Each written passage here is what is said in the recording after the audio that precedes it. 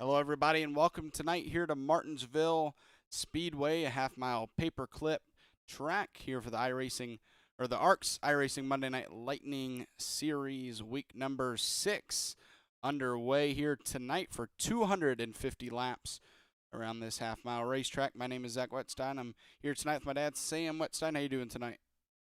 Oh, doing great, doing great. Little time off, relax, time to shake off the rust and watch some racing. Yeah, my favorite track, so looking forward to it. Love watching racing here. And we are still under qualifying. Go ahead and pull up your race information for tonight. Don't know why it's still making that noise. Hopefully it does not do that. As you see there, a very different looking track to what you're used to in NASCAR, but it's one of the most exciting races in my opinion when they come here in NASCAR. So looking forward to this race tonight. A very long race, 250 laps, and while the laps do tick by quickly here, 250 is still a marathon. Yeah, the old paperclip, like coming here. Been there once, but watched it on television for a long time. Watched some greats race here. My favorite, Jeff Gordon, used to love this place. I watched him come back from 3 laps down to actually win here at Martinsville. So you can get some exciting racing at this track. You absolutely can, and we are going to have around 23 cars or so tonight, which is more than enough for a track like this. Jason Warren has the fastest time so far. We know he loves these short tracks, and qualifying's about to end, so he's going to be our pole sitter here tonight. Yeah, this track screams Jason Warren. He loves these familiar names up front with Daniel Roberts and Samuel Roberts and Alex Zemeski and Donald Ray getting up there in the 3rd spot. That's it's going to be an interesting race. Cody Pannell, who we're used to seeing, we'll see his name here in a second as I'll pull up your race grid.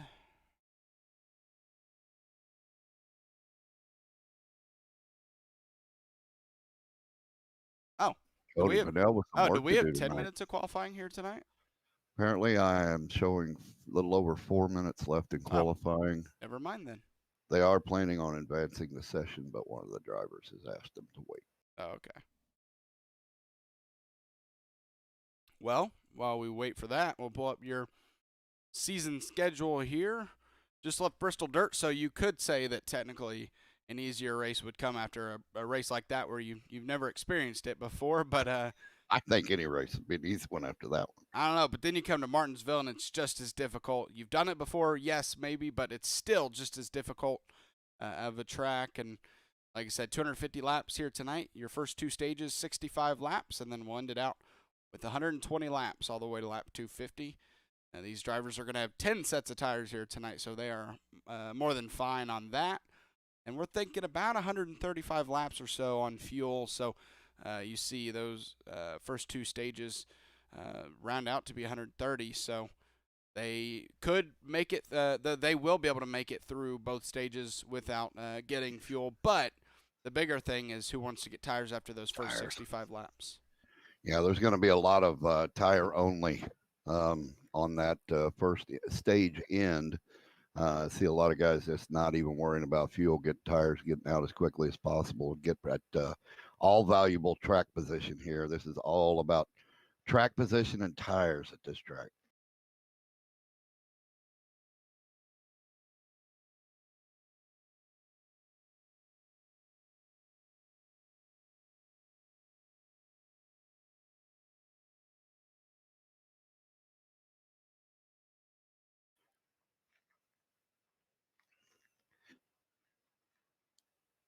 One of the most difficult. Oh, I'm sorry. Go ahead.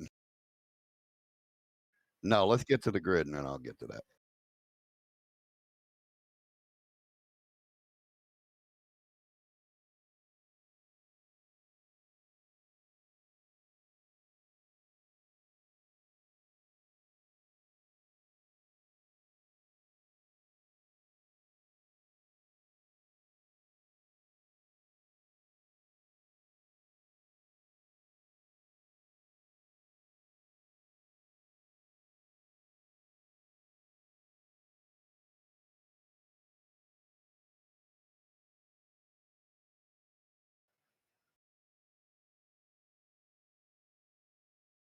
15th, we've got Ryan Pannell, Tom Sears starting 16th.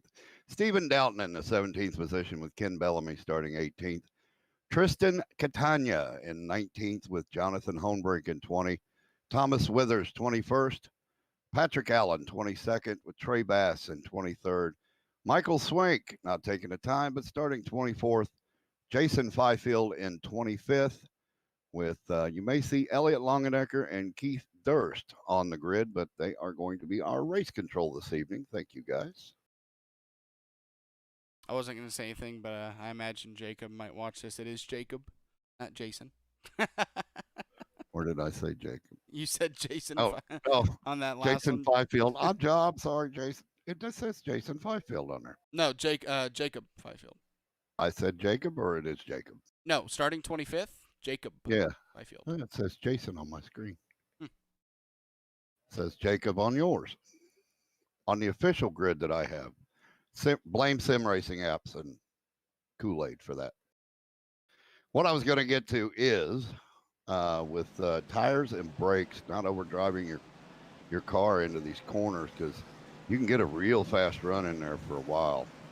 If you don't run over somebody, you're going to just wear your brakes out, wear your tires out. You're not going to be able to make that turn at all, and you're just going to get past. As we're going to do a couple laps of pacing, and then we're going to go racing here for 250 laps around Martinsville Speedway. I say we call him Jacob Jason for the rest of the night. As we're night racing here, one of the things that Martinsville brought on to their track in recent years was lights, which, thank you, was needed for much longer. I'm starting third gear. As Jason Warren and Daniel Roberts going to be leading this group to the green flag here tonight. And, well, Cody Pannell, I'm going to have to get used to that 6 machine. Yeah, and I have confirmed it is Jacob. I don't know why I'm showing Jason. As we are getting ready to go here, it'll be left for the iRacing green flag to start. And the green flag is out here tonight at Martinsville Speedway. And thankfully, we didn't see third place Donald Ray make it 3 wide. It's a horrible time to do that, not even after lap 1.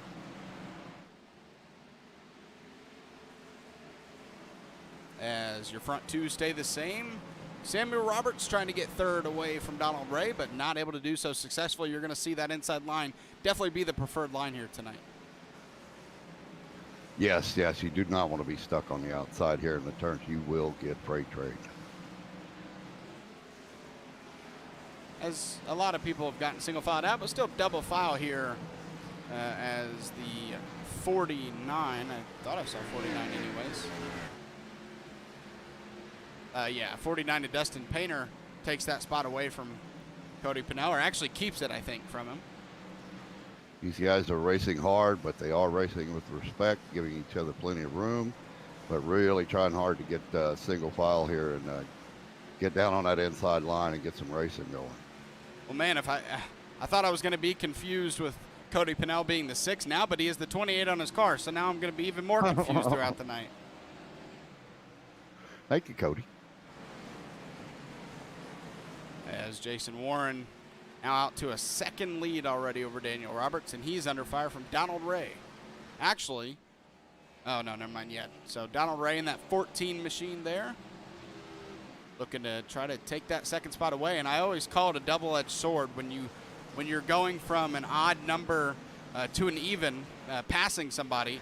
It's a double-edged sword because, well, you're gaining a spot, yeah, but then if a caution comes out, as a caution does come out, then you got to start on that outside lane. Good timing. And I do not know why we have the caution. Me neither.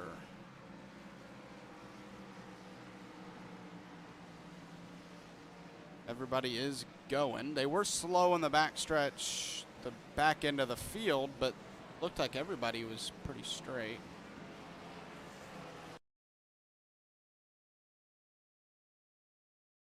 Oh, I think I see him slowing up here. Oh, well. Not sure why a caution came out for it, but I think I saw where you could call it wrecking, I guess, but where it happened, we'll check it out here.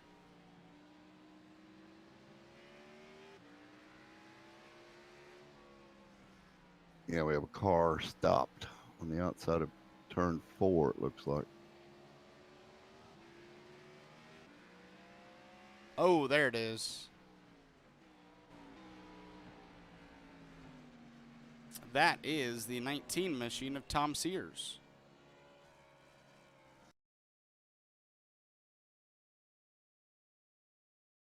Oh, I think he wheel hopped. Yes.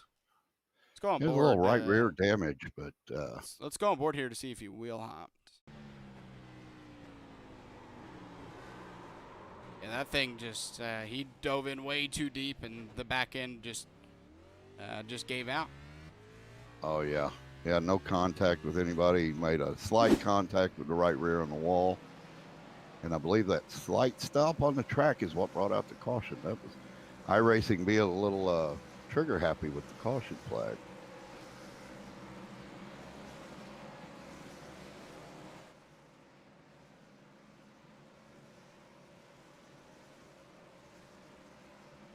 As we had about a 6-lap run there before that caution came out. Jason Warren still your leader after now 9 laps. Long way to go left in this race. We're going to see our first restart of the night. We had one person go down pit road, and that was Trey Bass. Looks like he went down and got him 4 freshies and a little bit of fuel. I mean, if you're not anywhere near the front, might as well go get tires, right? You have 10 sets here tonight. Don't, just use them all up in the first stage. But, I mean, one won't hurt right now. No. Only 6 laps, though, so the guys on newer tires are not going to be any slower, if at all, than him.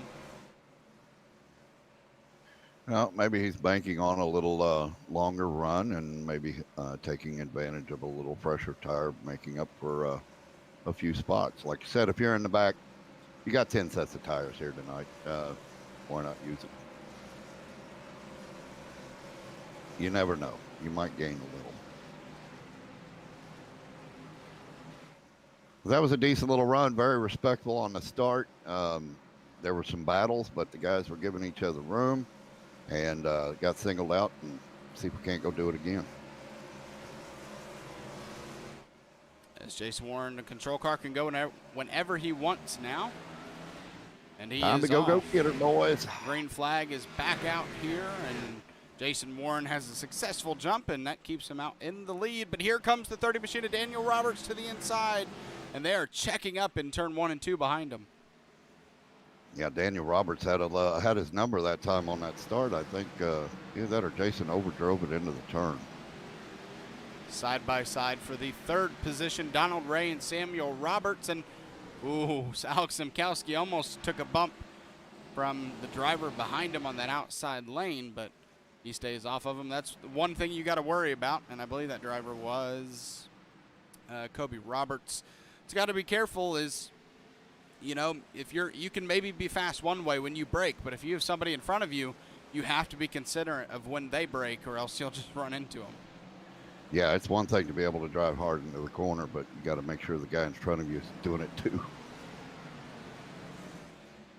This group has now gotten pretty single filed out as Cody Roberts gets back in line in front of Cody Pannell. And, well, Trey Kirk goes up the line, so we saw Cody Roberts. He was on the outside, lost some positions. Looks like he has speed and was just stuck on the outside because he's about to make a pass on Trey Kirk right now for that 6th position. It can get a little frustrating when you're in a pack and you're behind somebody that's a little slower than you, but they're driving their line successfully. You don't want to give them a bump, but you get a line of guys behind you that want to get by him too, and somebody's going to bump somebody. So a little bump and run never hurts.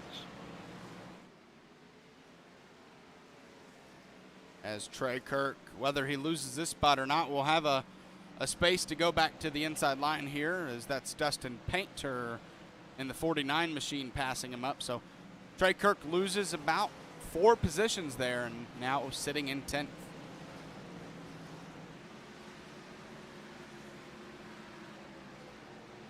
And it's like, oh, we got, I think it was Cody Roberts got a little loose coming out of that.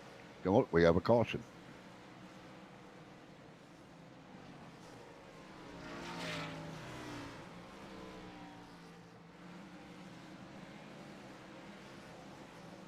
Not sure where We this have a one car happened. turned around on the front stretch.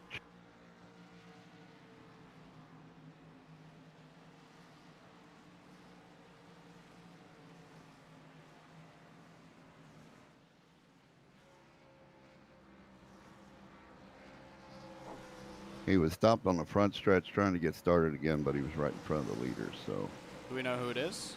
the 25.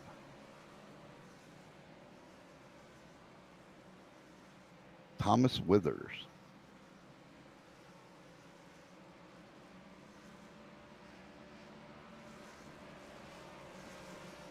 I was trying to find out who it was and not be quiet about it.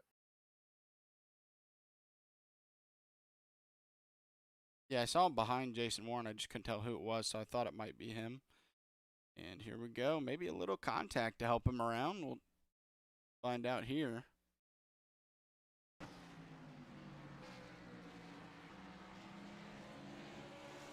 Oh, yeah, the 55. Oh, yeah. Trey Bass helps him around.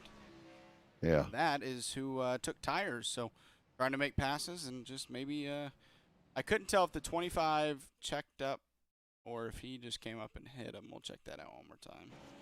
Oh, yeah, he just came up. So just a teeny bit too aggressive with those newer tires and makes contact.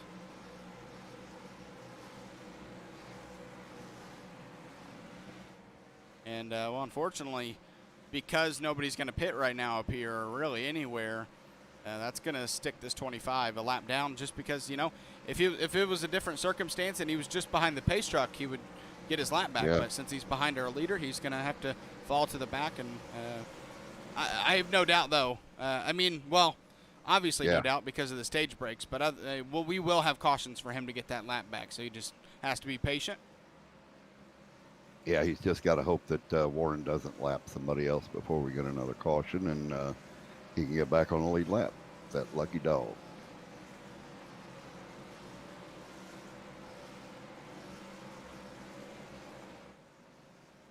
You know, that right there might have been, might have been a little over aggressive. He might have checked up a little bit. We don't know. It was some good, decent racing. It looked like, and nothing on purpose. But all these guys have been doing some decent racing out here. So Martinsville can be a really good show, and sometimes it could be a wreck fest. But it seems like these guys are driving really respectable out here tonight. I think we're going to get a better race out of this. Lights are off in the pace truck. And we're going to go back racing on lap 24. Cody Roberts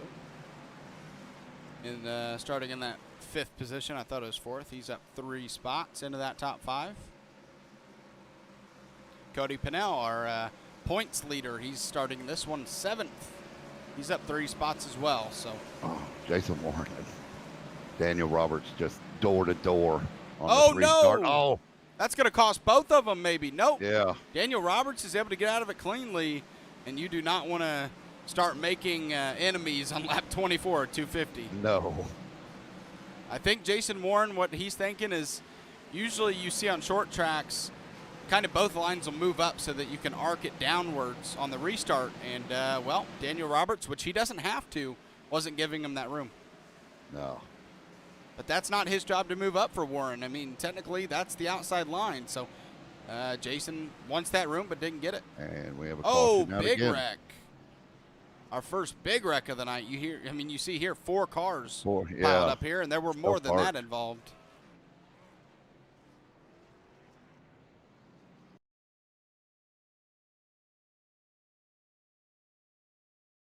Yeah, there were definitely more than that involved. Just only 4 stayed there.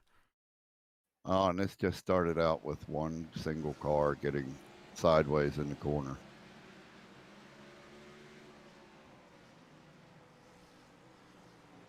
Oh, and that's why. And the 4, nowhere to go, gets hit. 20-55. Trey Bass, unfortunately, involved in another one. You see a couple other people there.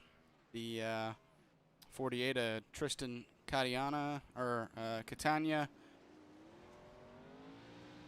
So, and then Stephen Downton in the 54 involved. So there were about, I would say, at least 6 cars involved, but 4 cars that were forced to stop on track.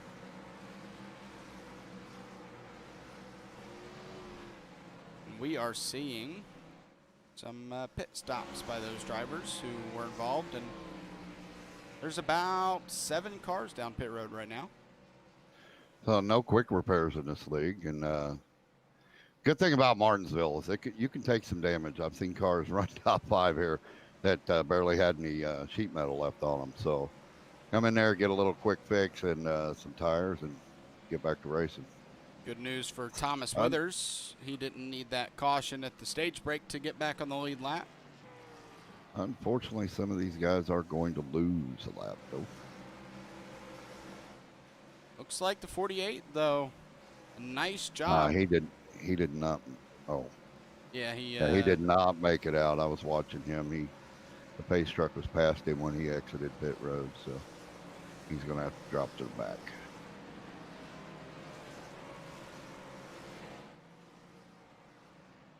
Well, and I mean, guess who's starting side by side once again on this this restart? So this is going to be something to watch for sure. Not just right now, but all night long.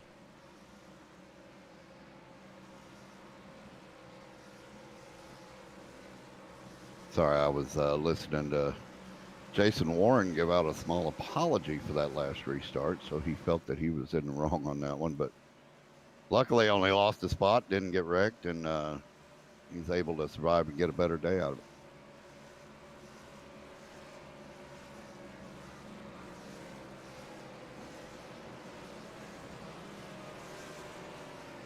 So I'll take a quick look. So next week we head to Richmond, another short track, and not an easy track, but easier than Martinsville and Bristol Dirt, I'd say. So that's going to be a fun race. 200 lap event there, and then Talladega. So 2 polar opposite tracks, 2 weeks in a row. Yeah, I'm looking forward to Talladega. The real Talladega. And then we get to broadcast it the next night. That's going to be a lot of fun.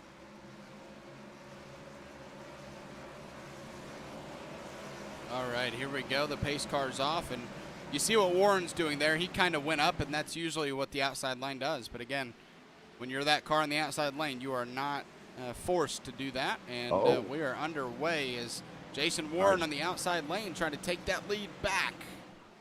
And he is giving it all he's got. And holding up pretty well, too.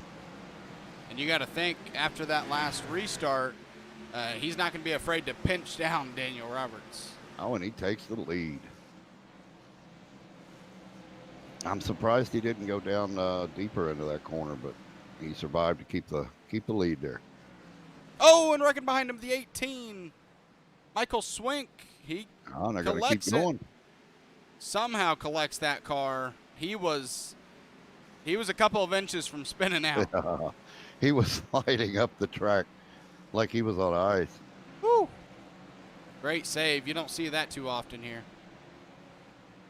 Once your car starts to go around at this track, now we have another car. It's usually going to go all the way around.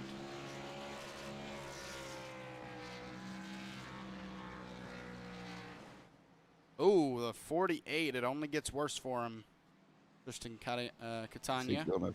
He does stay on this lap. Ahead of the pace truck. Not the lead lap, but he does stay on this lap. Only 1 lap down. Just got in front of it. No, it looks like him in the 4. But that's not what it started with. Now he comes out and, a little self-spin. Misses people. And the 4 just stopped to avoid hitting him. So that was a good call. Actually gained a position there. Maybe.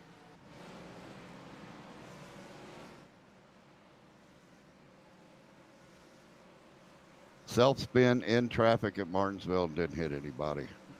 I don't think he hit the wall either. No, he spun out to not hit it. Yeah, he could have kept going straight if he used the wall to do it.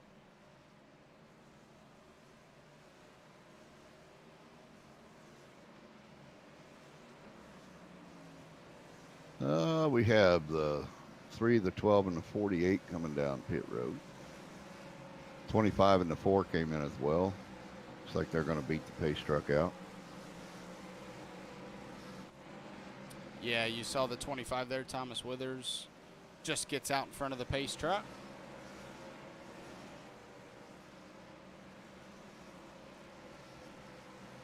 Well, got 4 cars a lap down with Jonathan Hohenbrink going to be our next lucky dog candidate if we get another caution. At this moment, anyway. Yeah, and we have now for the 25 of Withers, he was able to be by himself a lap down, so it was easy for him to get that lap back. And well, now you got multiple cars down, and those guys are going to have to battle each other to get that lap back. And you know the 48 has got to be going, okay, I got to just keep this thing straight.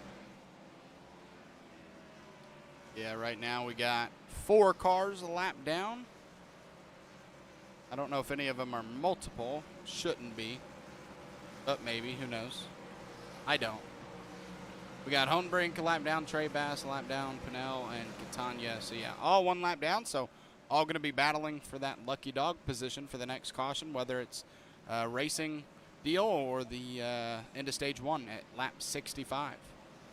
And we had the 4 car come down late and get some 4 fresh tires. And he is on the lead lap. And no, he was on the lead lap and maintains that, getting out ahead of the pace truck.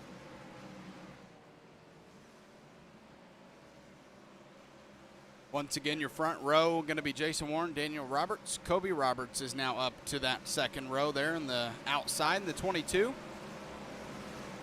Nobody likes cautions, but the restarts between these two have been very interesting. So let's see another one.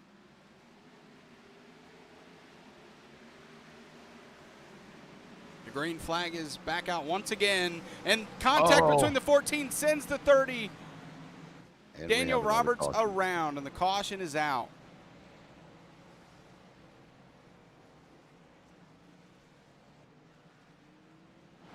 Daniel Roberts, who's been up here in the front all race long so far, now going to have to battle from the back of the field, unfortunately.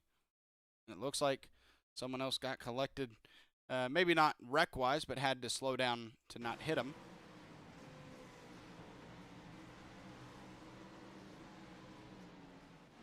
As that'll be our 3rd or 4th caution. Already lost track.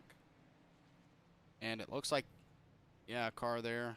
The 3 machine of Patrick Allen had to slow down just to not get into him. Maybe actually got into the wall a little bit. Yeah, I'm looking at that. It looked like the 30 came down a little bit too deep off of that turn. And I don't know if I was seeing the same thing you were, but I was seeing the 30 going down a little lower than he probably should have. I don't know. I saw that. I saw the 14 car float up into him, but I think either way, it looked like a racing incident. No, nothing intentional going on there. I think it was 2 guys going for the same space. Although there goes the 48. Tristan Catania gets lap back.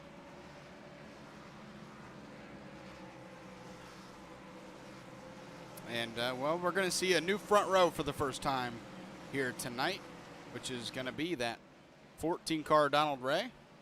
Going to be starting on the outside of the front row. And Cody Pannell, of course, he when he doesn't start in the front, he finds his way to the front, and he's going to be starting this one 3rd. It's going to be interesting. As we should only have to do 1 more lap. And the 3 car you see there, Patrick Allen, caught a lap down right now by the pace truck, but once we get the 1 to go, he'll get the wave around and he'll be at the tail end of the field, but on the lead lap nonetheless. I have yet to understand why the pace truck would pick up a lap car.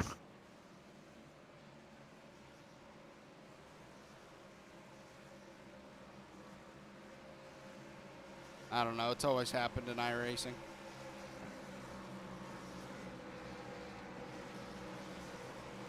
I guess iRacing sees it as, oh, if you're stuck behind the pace truck, you're a wave around car, so we're going to have to keep you there until 1 to go. I don't think I've ever seen that in real life. No, usually if you're a lap down car, but you're not stuck behind the leaders, you're Yeah, going to be good to go. go anyways. Yeah. So just go ahead and let me pick up the leader. Yeah, that pace truck's not a positioned car, so yeah, very confusing. But if you pass him on your own, you get a black flag, and it's confusing. What it does do is it causes that guy not to be able to pit. That is true. Pace truck's off, and kind of a little bit of separation between the pack here up front. And we are back racing. The 32 of Jason Warren side by side now. That 14 of Donald Ray trying to take the lead away. And, well, if he doesn't get back down to that bottom, here comes Cody Pannell. Yeah. Oh, and he makes a nice run through the turn there, but hard to stick it coming out. And he managed to do it. I mean, we saw with Jason Warren, he did it on the 30 earlier. He passed him on the outside. His caution is back out, and Kobe Roberts looks like he took that position away from Cody Pannell, but no, he did not. So he'll stay in fourth, and Cody Pannell will stay in third. Ryan Pannell, I believe he's a part of it. We'll go back and check it out. Yep, he is spun around here on the front stretch, and it looks like another single car spin.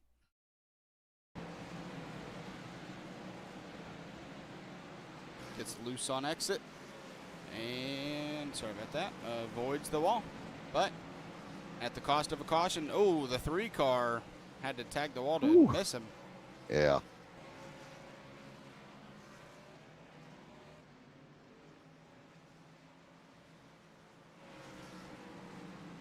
Usually a little more on top of these wrecks, but the camera angles here at Martinsville are kind of lacking. 17 laps out from the stage end. Jason Warren looking to have a strong first stage, get the stage win.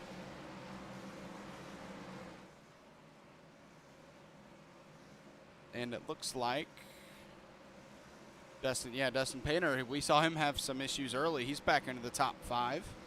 Started this one in 7th. Let's take a look at Jacob Fifield in the 43 Chevrolet there.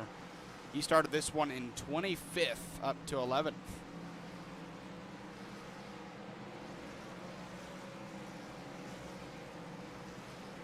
That is a nice run. That's taking advantage of the cautions and stuff that comes ahead of you, but you don't get to 11th without doing a little bit of good racing too.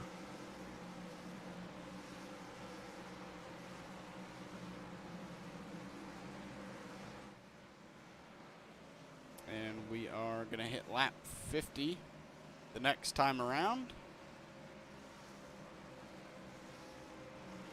And we usually when you see lap 50 at Martinsville, it's usually like an official race or something, and you're like, okay, we're about maybe a third through the race or so. Not in this one. No. You got a lot of laps stacked ahead of you if you're in a car here tonight. And that could be nice that could be pretty tough mentally, and not just physically, but mentally. Just knowing how many laps you have left, that can be a little draining. Yes, it can. And Martinsville being, you've always told me, it's a rhythm track. You get into a nice rhythm, you make your turns, you marks, you get into a nice rhythm going to a track, and it's hard to get into that rhythm with these cautions. But if we get a long run and you get your rhythm going and then it gets broke up by another caution, then you got to try to struggle to get it back. So it may not be in a real race car, but you can still be mentally taxing doing a simulation.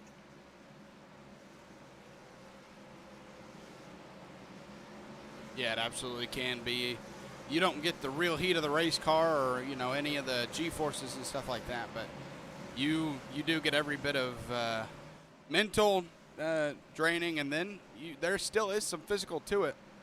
Even though you're not in that real car, you still have to wheel that car around with your sim racing wheel, so it can get, your arms can be a little noodly after racing in Martinsville. Some of these tracks like here, I end up leaning into the turn. Here we go. Time to go get her, boys. Better restart by our leader this time, Jason Warren. Looks like he'll be able to clear that 14 out of 2, and they're wrecking behind him. Kobe Roberts was around. We do have a caution.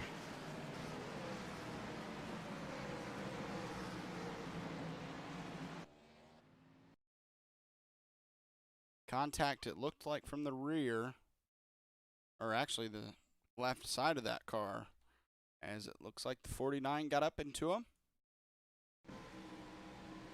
Yep, and spins that car around. There's no saving that one. The 15, some damage to him. Oh, 25, a little bit of contact. Bringing out another caution here tonight.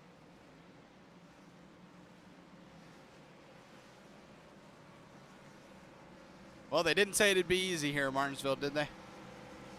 No.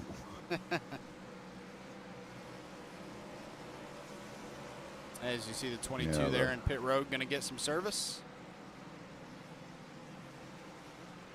Another racing incident. Real close racing through the corners. The 49 didn't seem to float up any, but he managed to get a little left rear of the 22, and it don't take much to send you spinning here.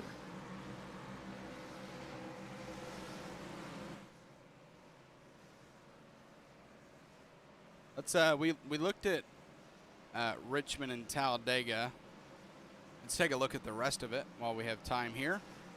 Then we head to Kansas on May 3rd, and May 10th will round out the season for this ARCS Monday Night Lightning Series as we go to Darlington Raceway after Kansas on May 3rd. We go to Darlington for 114 laps. Pretty tough way to end the season. Yeah, that's that's a lot of back and forth, a lot of different disciplines going on there. Just every week you got to change to something. It'd be nice to get 2 tracks in a row that were similar, wouldn't it? I mean, good luck finding that in NASCAR. Maybe a couple of tracks, but I mean, you look at mile and a halves in NASCAR. There's a good amount of them, but they're all usually different in some way. They may look the same, but definitely don't drive the same. Yeah, it's just like one little piece of the track that throws the whole rest of it off from the previous one you ran. And not only different from other tracks, but most tracks you're going to go to, if not all, other than, you know, maybe a Talladega, Daytona, are going to have different sets of corners. Like, they're going to run differently, 1 and 2 are, than 3 and 4. So not only going to different tracks all the time that are different from each other, but then having that track have 1 and 2 be different than 3 and 4, and you got to learn that. And so it can get pretty tough. Yeah, and then you get 2 tracks that you think are identical, and they've got different surfaces. They're still asphalt, but there's something different about the wear, something different about how you go through the turn and your tires stick, and it can get confusing.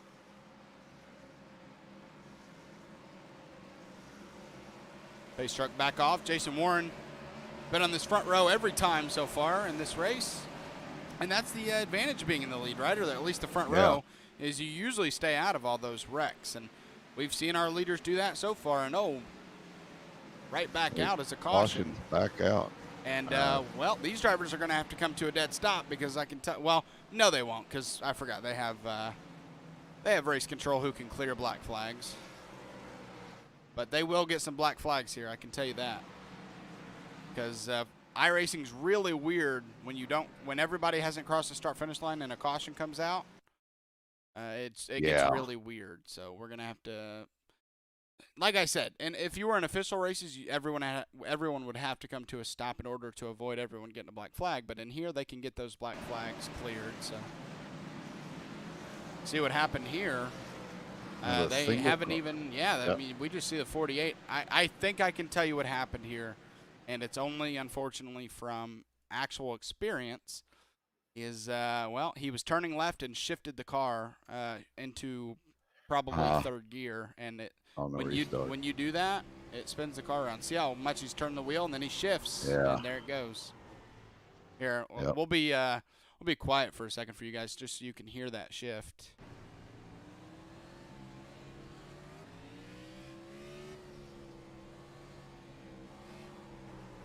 Oh, you can't even hear the shift, but I can guarantee you he probably did, because Yeah, you can see the tachometer there. I've done that before, turning in the middle of the turn and then shifting while turning, and it will bite you like that. As we're going to see Ryan Pannell get back on the lead lap there in the 12 car. So it always gets me on short tracks when you're in the back of the pack and the leader's starting coming out of 4, and you haven't even entered 3 yet, and you've got to try to get through that corner and shift, and sometimes you want to take it a little easy, but you're going to get past doing it by somebody else who's taking the chance to get through there shifting, and it can be very frustrating. Yeah, when you do that, go ahead. That's why when I'm in the back of the pack at a short track, and normally you would start in second, I'll start off at third. It gives me a better opportunity to get through that turn without doing something like that, spinning out. When you shift, turning in the middle of the turn like that, and it starts spinning around, you're not saving it. I can tell you that now. That car, no matter what you do with your wheel, gas, brake, that car is going to spin around whether you want it to or not. Yeah, didn't even have to buy a ticket, but you're along for the ride.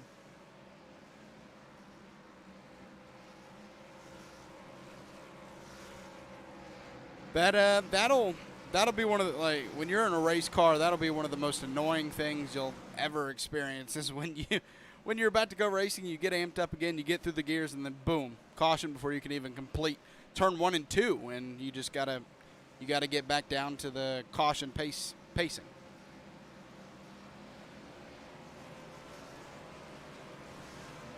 Yeah, now it looks like they've got it all sorted out, but the way I'm seeing it, they did not have to clear any black flags.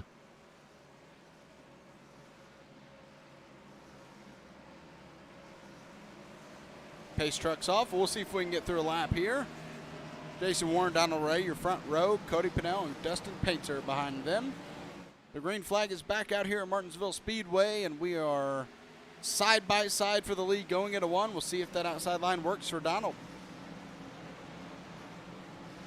He's been trying at the last few laps, but or the last few restarts, but I think he's decided to get behind Mr. Warren this time and try to set up a pass going into a corner. Right now, he's just going to have to catch him. And this lap, when they get back around, will be the end of stage 1. Oh, 3 wide. And they made it. That was interesting. Unfortunately for these drivers, they're going to get another caution here. Oh, and another 3 wide run through 3 and 4. Caution got a little loose out, to the outside. Oh. and that will be the end of the first stage. Oh, okay.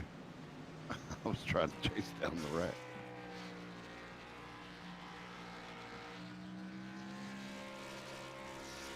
So we don't have a whole lot of race laps on these tires. We know they got enough fuel to get to stage 2. I would be shocked if anybody in top 15 came down pit road. So now that I've said that, everybody will probably go to pit road. I don't know. There goes Mr. Warren. No, he's faking. He's faking it. There's third place. Cody Pannell has coming down pit road, and he's got a couple of followers. I mean, yeah, I just don't know. I don't know about that call. If they'd had longer green flag runs and some more wear on these tires, I would think this would be a great call. The only thing I can think is they know that these guys are going to pit at the end of stage 2. I'm really trying. I'm struggling trying to find an advantage to gain there. But hey, I'm not driving their race car. They are. It'll either be a great call or a why did you do that?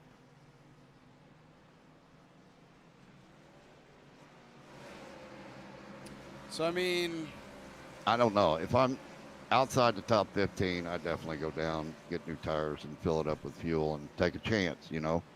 Take a chance it works out for me, but I just can't see giving up third place to do that. Sorry, Cody. I know you made the call, and it may work out to be a great one, and I'll eat my words, but I'm not sure I see why you would do that. I mean, unless whoever told us the fuel or the pit window was wrong, if they were, then this would make more sense, but we'll see if they were wrong or not. Yeah, with all these cautions. Still. Yeah. I mean, when we go back racing, it's probably going to be about 180 laps left or so. Well, you're not going to make the end unless we keep doing this with the cautions, but even if we do, I keep having these cautions. that'd be a long stretch. Yeah, I understand that these leaders are going to have to pit, but I don't believe they're going to have to do it to the end of stage 2 unless they were to get in a wreck or something. But everything goes in their favor. They're not going to have to pit to the end of stage 2, and I think they can get to the end from there. I don't know. Well, even though they, like, say even the front of the field has to pit at the end of stage 2, well, so do you. Or, I mean, unless you can make it for fuel from here and we don't know it. But if you can't, then you're going to have to pit too. So I'm not sure. But like I said, we'll see if wrap my head around it. We'll see if the number we were given was right or not.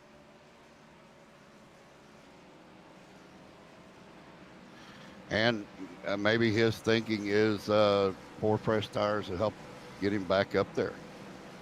And pit with the leaders at the end of stage 2. You don't have to take as much fuel as they do. But still, I mean, you can get a full tank of gas on 4 tires. So. Yeah. Maybe a 2 tire. We'll see. That's a good thing about racing. There's a lot of strategy involved. Stage number 2 is now underway here at Martinsville Speedway. Jason Moore and Donald Ray still your front row, but now we have Jeremy Briault up there in the second row in the 74. Dustin Pitter trying to hold on to that 4th spot, going to maybe block a little bit over Trey Kirk. Yeah. And here comes Jeremy Briault for the 2nd position, maybe.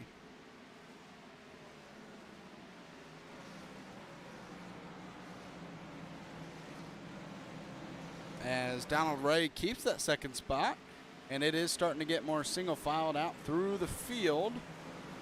We're seeing right here the 43 at Jacob Fifield passes Jonathan Hohenbrink for 15th.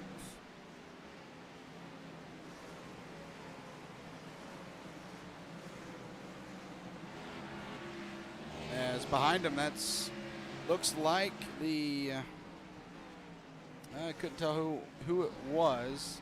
There's Ryan Pannell in 19th as he's trying to pass Alex Simkowski.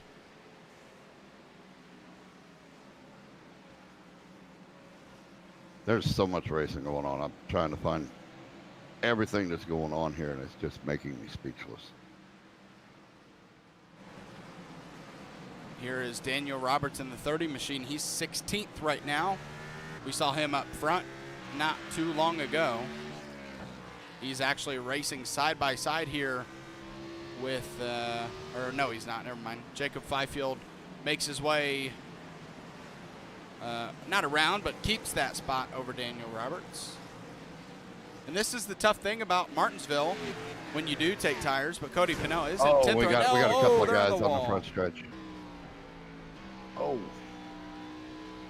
And some collection behind it. Trey Bass. Looked like Ryan Pannell caught up in it.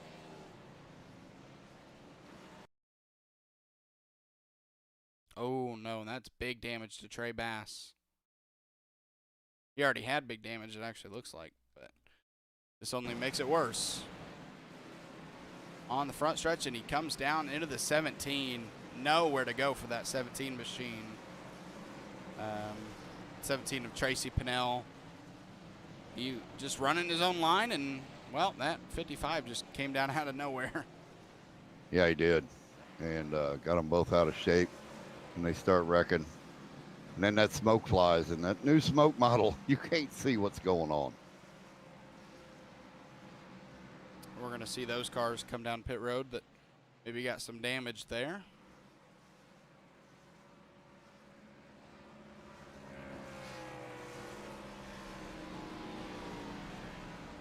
So the start of stage 2, not friendlier than the end of stage 1 to these drivers. No.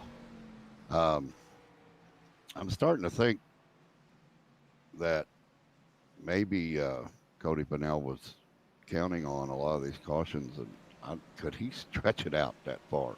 I mean, still, you're looking at 180 laps since he That's a pit. long way to go. And if you can only make it 135, I mean that's a long way to save fuel even with caution. So we'll see.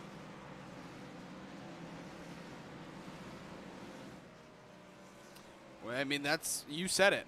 It's a great thing about racing though is different people are going to do different things no matter where they are on track. And well, by the time you get to that end of that race or whenever it pans out, you get to see who made the better choice. You know, we did have some wrecks up front earlier. Maybe he had a little damage he needed to get fixed.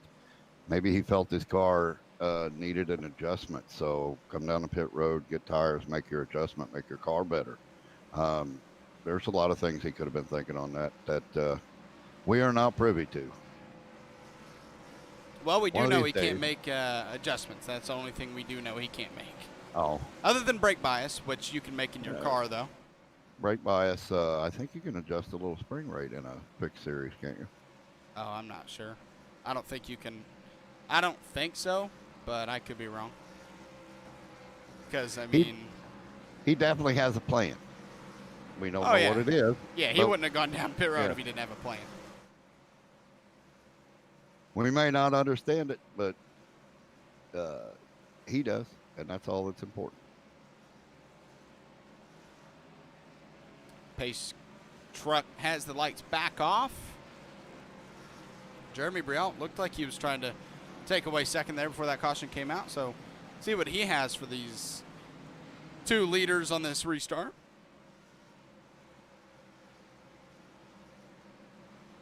As we are getting closer to at least lap 100.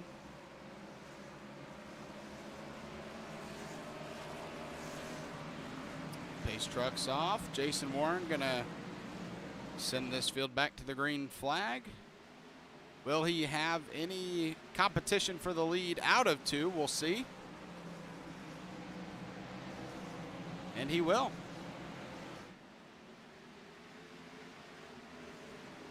We're really seeing that outside line work well for at least a little while. Not long, but you can... Oh, no! Oh, I thought he was going to turn the 32 there. And that might cost him second. Donald Ray almost made a little bit of contact with Jason Warren, and that's going to cost him possibly the second position as they're side by side now. That's Jeremy Brielle in the 74. Oh, and, well, luckily for those 2, a caution came out because they were almost the caution. Yeah.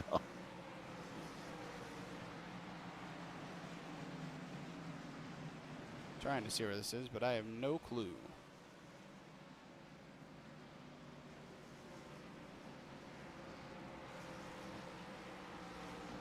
I'm working on trying to find it.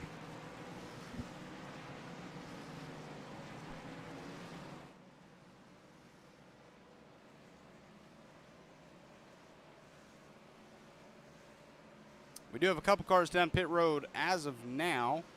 Tristan Catania and Kobe Roberts, maybe between those 2, I'm not sure. One thing you do have to think about, let's see. So the last stage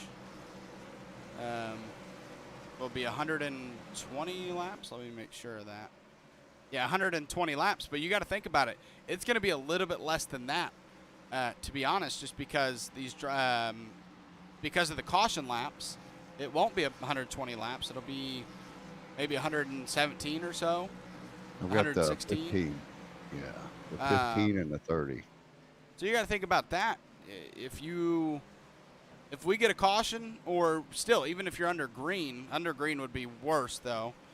So if we do get a caution with, I'd say 10 laps or less before the end of stage 2, I think you see drivers come down and get some fuel there. 10 to 15 laps before. Yeah. It's a lot of gambling. Well, no, because if a caution comes out with 10 to 15 go left in the stage, then if you can make it 135, you should be able to make it to the end from there. The end of stage 2 being at 130, sorry. I had 15 on the outside of the 99, had to check up for a slower car, and the 30 got into him in the rear end a little bit and turned it, spread out the caution. So yeah, say that last stage is about 116 laps or so. Even if you pit, if a caution comes out and you pit 10, 15 laps before the end of stage 2, you, I think you should be able to make it if you can go 135 laps. Well, yeah,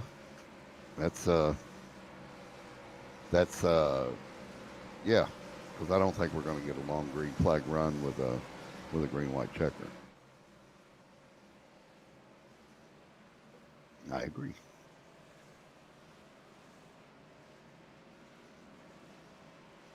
But we're still miles away from the end of this stage, so we'll worry about that later on.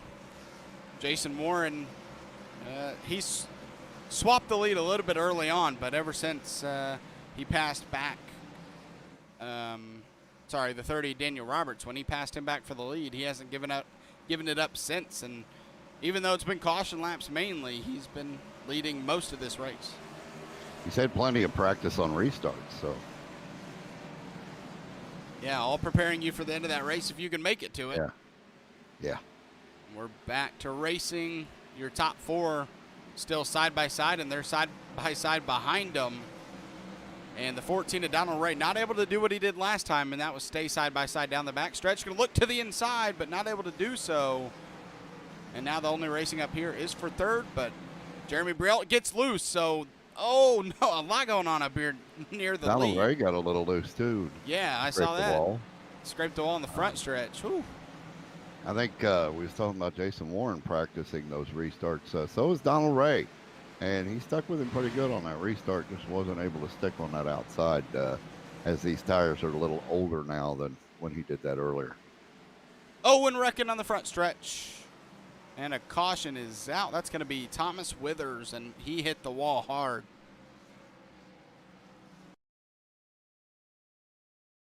I mean, he face plant the wall, I guess you could say. I mean, it was just dead smack on it, it looked like, with the front of his car. Yep, got loose coming off the turn, a little too much gas, and kissed the wall, kissed that inside wall.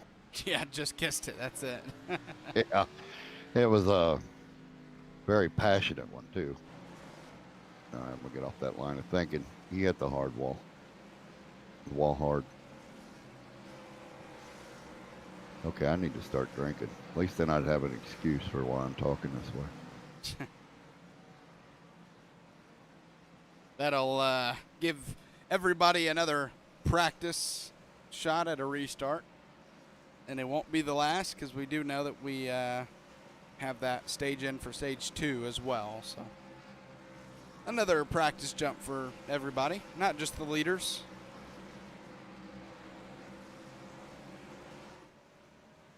Well, you think we'd have enough practice now that we could get 10 laps in. This is a tough track, though. I'd challenge anybody that's never run Martinsville to just go out and try a test run on it if you own iRacing. If you don't, get it. This thing is very fun, very addicting. But jump on to Martinsville with a Cup car, and you'll see what we're talking about.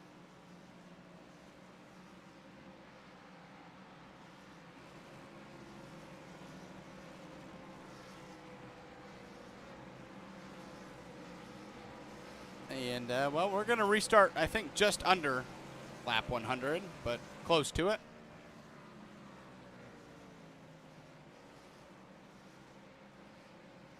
That'll leave 150 laps left in this race. Right now, 155. We might make it till tomorrow on this race. Let's hope not.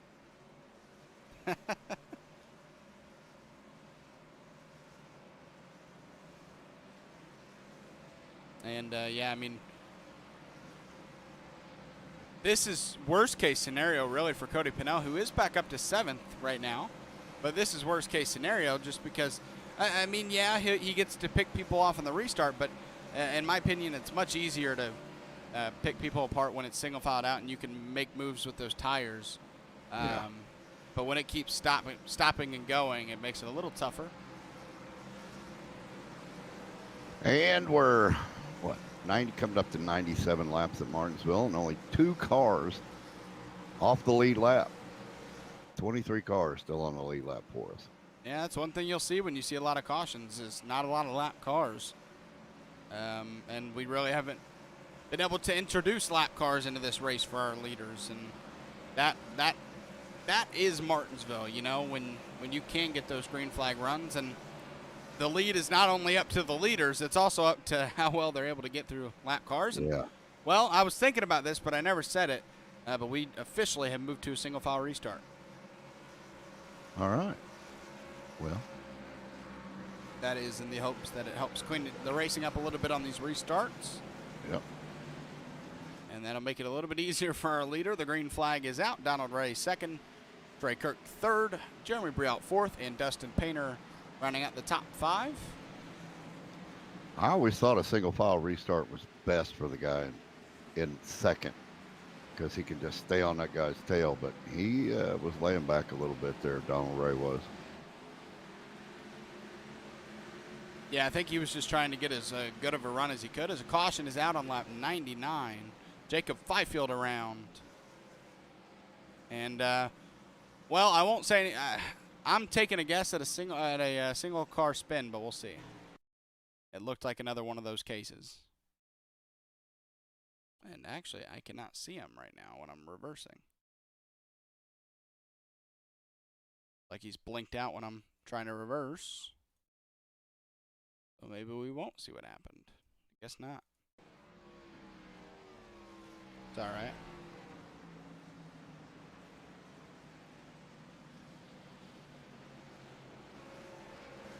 All we know is a spin happened on the front stretch. Yeah, I'm sorry.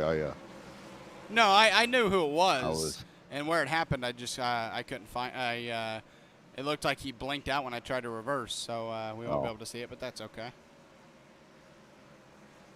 I was given an ear on race control. We're going to, looks like we're going to move into giving some EOLs to self-spinners so they don't get back up into the position that they had. I guess iRacing was moving them back up, so maybe to help clean this up a little bit.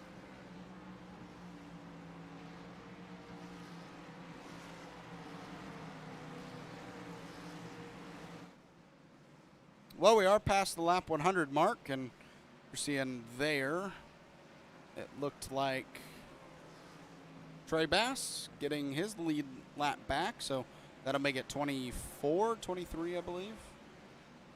Yeah, that'll make it 24 on the lead lap with Patrick Allen 2 laps down. With as many cautions, we've had 13 cautions, and people involved in wrecks. I'm surprised we don't have a few more. I mean, we had 4 cars a lead lap or a lap down earlier, so they all got to manage to get their lucky dogs apparently. But yeah, I would think there would be more damaged cars that were, you know, on pit road getting more damage, but I guess we haven't had as much damage come out of these wrecks as could have happened.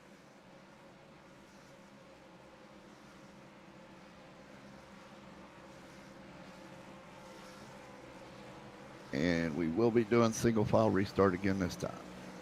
Yeah, I imagine until we get a decent run, it's going to stay like this.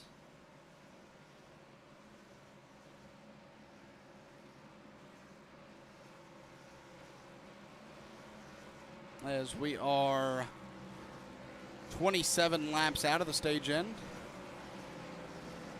So we're getting closer to that, 15 to 10 laps out of the stage end to maybe get fuel if a caution comes out from maybe that happening. We'll see the timing of the cautions.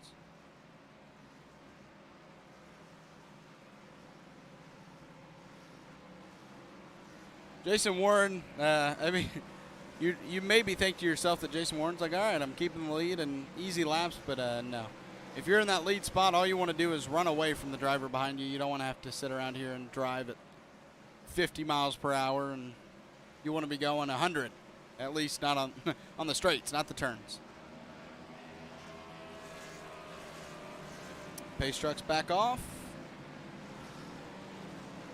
And we are back to racing as Jason Warren, Donald Clark, Trey Kirk lead this group to the to turn 1 for the green flag, and we make it through 1 and 2 clean.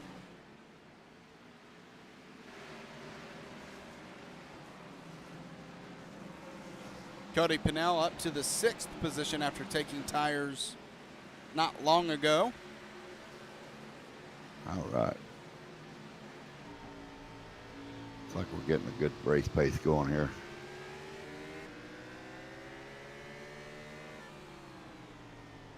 You're here on the front bumper of what was Cody Pannell behind Dustin Painter, trying to get into that top 5. That 6 machine is. But the further to the front you get, the harder it's going to be to pass. So you see he's not able to get close to make a pass as of now, sitting in that 6th spot. Michael Swink behind him. We'll talk about that 18 car. He's been a part of a wreck tonight, maybe more. And he's in 7th right now. He started in 24th, so a good race from him. Yeah, if you can manage to keep your nose clean tonight, you can make some moves towards the front, and that's and I think he was all involved in an incident early, but got through it got out of it fairly cleanly and made some good moves to the front.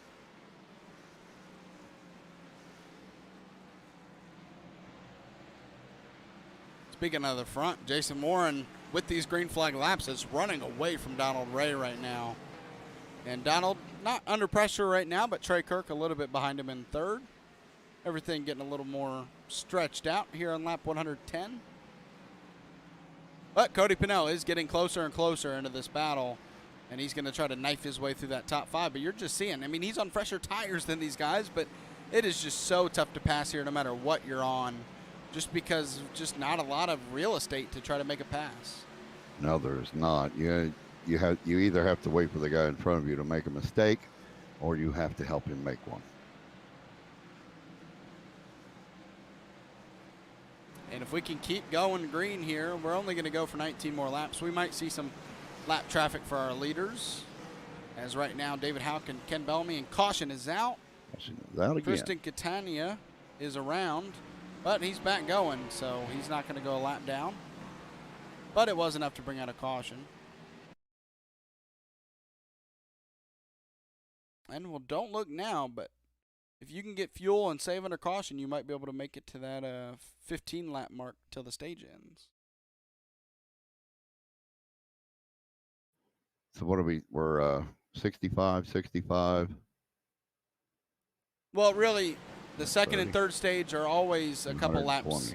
The second and third stages are always a couple of laps shorter than the designated amount of laps that you're set to run, just because of the caution laps at the end of the stages. Yeah. Big contact for the 48, but is avoided by everybody. So I guess this would be the point right here, 17 laps. That would be 137. With the caution laps with the cautions that you could expect to come out, this would be a good time to, if you're going to take that fuel to the end gamble, this would be the time to do it. It would be 137 from when you took it, but save some fuel under this caution and then the other ones, and you should be okay. Well, I would think so, yes.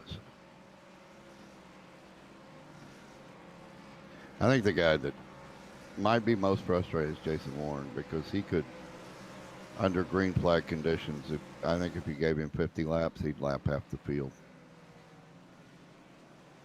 He is that strong tonight. Donald Ray, maybe not so upset because he gets another chance at Jason Warren. With every restart, even the most seasoned short track racer can make a mistake on a restart. And if you can get in front of him and run your line solid, he's going to have to move you to get by you. So, and knowing Jason, he's not going to do that. till maybe the last lap. Coming into this race, Cody Pannell leads in the points. 3 points over Trey Kirk. He didn't race at Dirt Bristol, and well, Trey Kirk lapped literally the entire field and won that race. Yeah. So he's, like I said, 3 points behind Cody right now in the points and 3 spots ahead of him on track. So good race going for him so far. Good race for Cody as well. Elliott Longenecker third in the points. He's not racing here tonight, so he's going to drop down a little bit. Samuel Roberts, we saw him. No, not Samuel. That was Daniel. Samuel Roberts right now sitting 15th. He's 4th in points. So we'll see if he's able to take that 3rd spot away with Elliott not racing tonight. I just hope the second half of this race is not like the first. We're 9 laps from halfway, and we've had 14 cautions.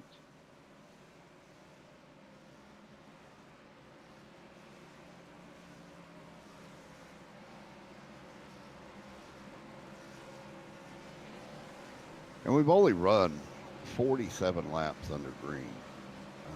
I wonder where that puts you out on fuel, how much you've used. I know there's no way we're going to start to finish under fuel or with the same fuel, but you never know. Yeah, that'd be crazy if they were able to. We're back racing. Jason Warren, Donald Ray. Well, you know the lineup by now, I'd say. Yeah. Jason Warren is able to keep that lead with the single file restart, and we're going to see if he can try to pull away now like he did last time. As everybody's still single filed out. Nobody racing side by side yet up here.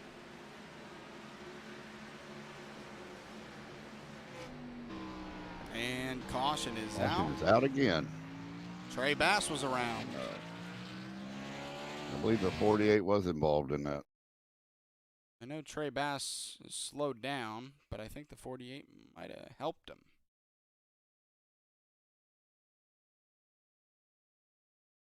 We're going to find out.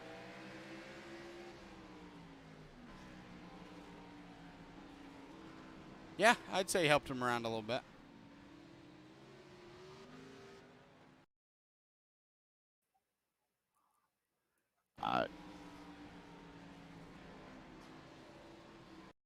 I mean, I know the 55 checked up, but man, you got to have a little bit more awareness there of somebody checking up in front of you. Yeah, the 55 was drifting up. He checked up not to cause a wreck, and he got ran into. Yeah, nowhere to go for the 48 there, though, unfortunately. He did check up And right you see into his lane. 55 coming into the corner. He starts to drift up, backs off of it to keep out of the guy on to his outside. Oh, and look at this. And I got it started. Everybody come down pit road except I think the ones who pit last time. So I think the objective here, and of course they could make it, longer laps than we were told, and we, the person who told us could just be wrong. That could be the case, but also, maybe these caution laps will be enough for these drivers here. But yeah, I'm just still not sure. We're under 130 laps to go. You're going to save caution. You're going to save fuel here, and I doubt very much we're going green to the end. And even if we would, I think they could make it up. These drivers you stayed out. made that call a long time ago that guys were going to short pit if there was a caution close to the stage end. I don't know if we went green all the way here. I don't think these guys who stayed out could make it, but I could be wrong. Because they did pit with 180 left to go. So, but somebody's thinking about it. Somebody's thinking about it. But a lot of caution laps, and I mean a lot of caution laps in between. So there's one guy out there going, I think I can make it to the end.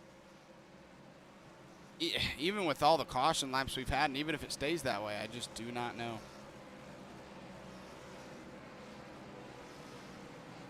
The bad thing about that is you may think you have enough tires to get to the end, but you're not going to, or enough fuel to get to the end, but your tires are not going to let you do that.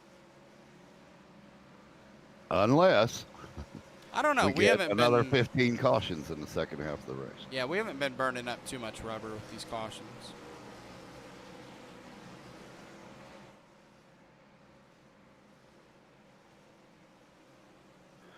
It's easy for us to look at a lot of different angles, but when you're behind the wheel in the race car, you get your mind set on one thing. You have to figure out what you're doing and adjust during the race, but you got to have some sort of plan for what you're doing out there, and you know what you want to do, and it's everybody else's job to try to figure it out.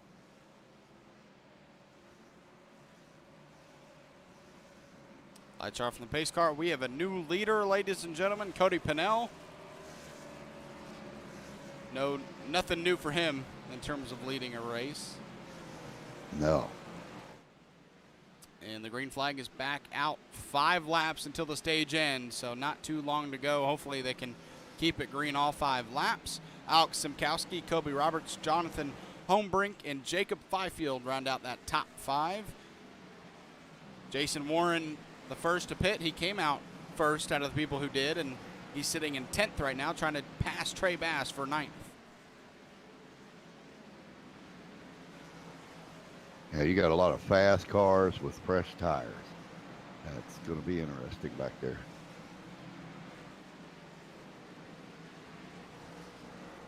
Cody We Pannell are halfway.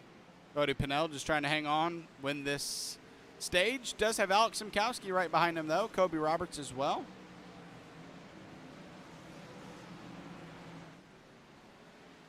And we got 3 laps to go, and caution is out, so that'll be the end of the stage. Samuel Roberts, big contact. The 19 of Tom Sears around. Yep.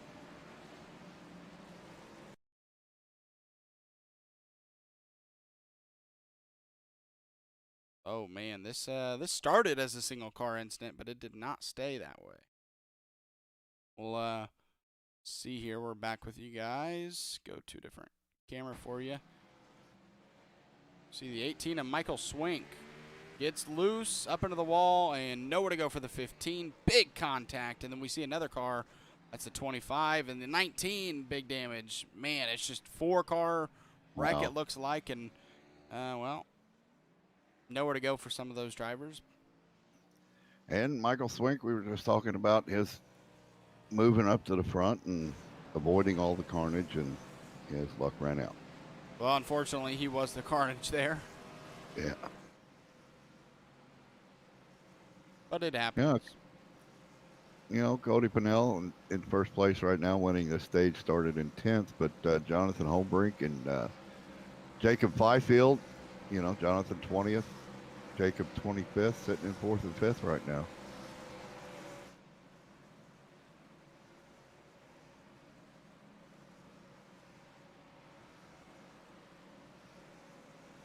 Yeah, that'll mark the end of stage 2.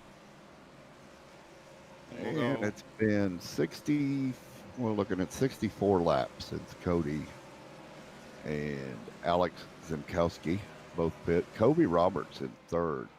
It's been 36 laps since he pit. Tracy Pannell in 6th, 17 laps. I think Tracy might be sitting pretty for staying up in the leaders if he can manage to stretch his fuel the rest of the way. We know Jason Warren will, and the guys that pit on his cycle. Because I think this caution here has sealed that.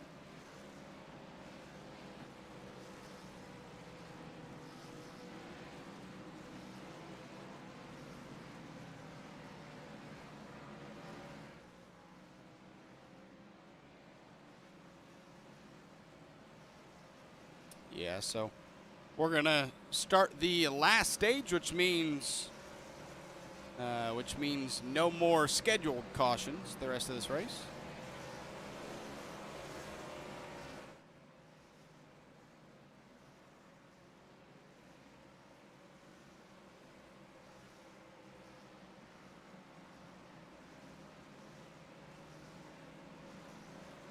Well, Michael Swink will have to go to the back of the field, but I think with that damage, he was going to have to pit and go to the back anyway.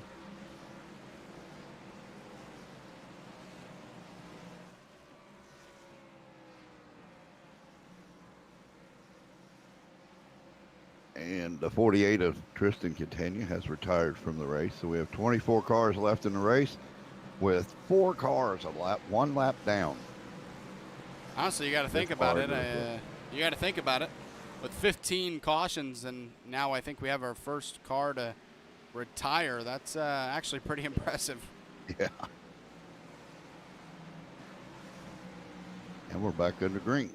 Yes, we are. Stage 3 begins. Cody Pannell, the leader. Alex Simkowski, Kobe Roberts, Jonathan Holmbrink, and Jacob Fifield, your top 5. You mentioned Tracy Pannell pit about 17 laps ago or so. Jason Warren, we saw him obviously pit. He's up to 8th right now. So he's starting to make some moves, but how many moves can he make in terms of passes? We know what speed he has, so that's going to be a fun one to keep an eye on. Yeah, it's difficult, especially when you're that fast. Oh, no. Sorry about that. They were wrecking back here, but it looks like they keep it going. Didn't mean to interrupt you, but it looked like they were going to bring out another caution. It's difficult when you're a fast driver like that on fresh rubber on a track like this because it's so hard to find a place to pass a guy. And there goes the 4 car around. Oh, big wreck. The 30 a part of it. 24 of Trey Kirk. Was that me? Wait, was it Terry Gabbard, the 4 around, or was it Trey Kirk, the 24? Because Trey Kirk's a part of this. I saw the 4. Okay. I think the 4 maybe got collected up in it. I'm not sure. We'll see. We'll just see what happens. No, okay, it was the other way around. Trey Kirk got caught up in the wreck. We'll see what happens here.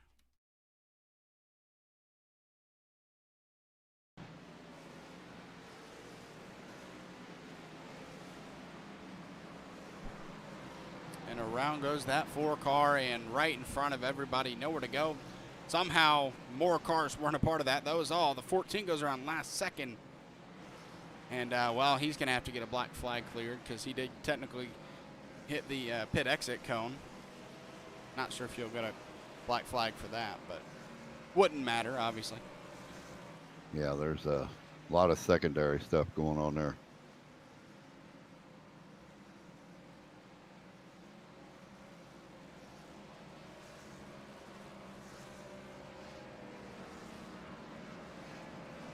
And, yeah, these caution laps are really helping these people that pit at the end of stage 1 and have stayed out ever since.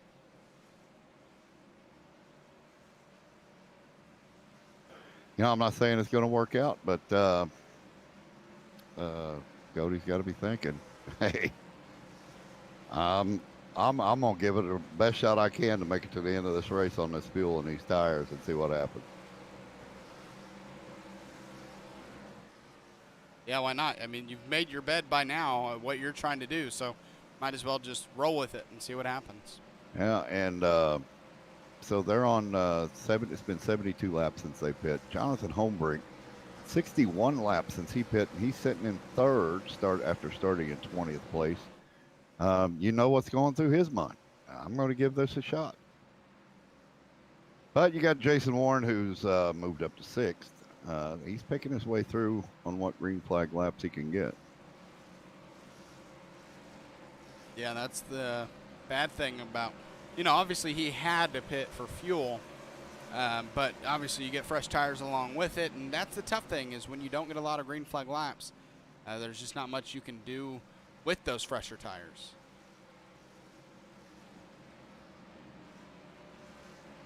Yeah, because you got to get in, like I said earlier, you got to get a lot of green flag laps. You got to get a rhythm going. And you got to, when you catch up to a guy that you know you're faster than, it takes you a couple of laps to figure out where you're going to pass him at, where you're going to be able to get the right angle on him. You want to get your best shot coming off of turn 2 or 4. You want to get a better shot off of it, get to his inside so that you can get to that next corner and make him stay to the outside. But you can't do that when you're constantly restarting.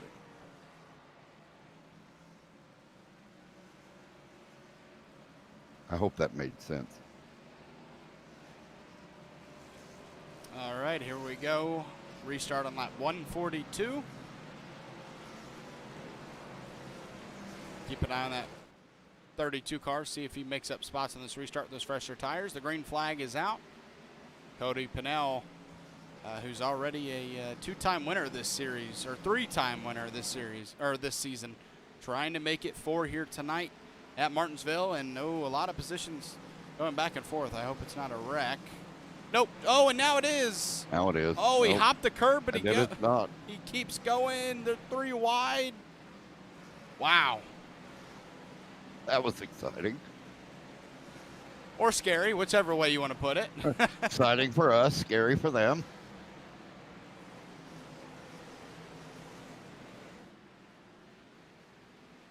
Not scary for these drivers up here, though. They're in some pretty clean air. Not a lot of racing going on, so they're able to sit here and maybe relax a little bit, try to get into that rhythm we've talked about. But, you know, at this point of this race, how it's gone, you're pretty much, once you get the green flag, you're sitting in that car going, okay, when's the next one, right? So it's hard to get into that rhythm because you're just sitting there questioning when the caution's going to come out. Oh, you know, we have a pass for third, and they're slow, the 20. Oh, that was a big time. That could have been a big time wreck, but 3 cars were sideways and then they get back going.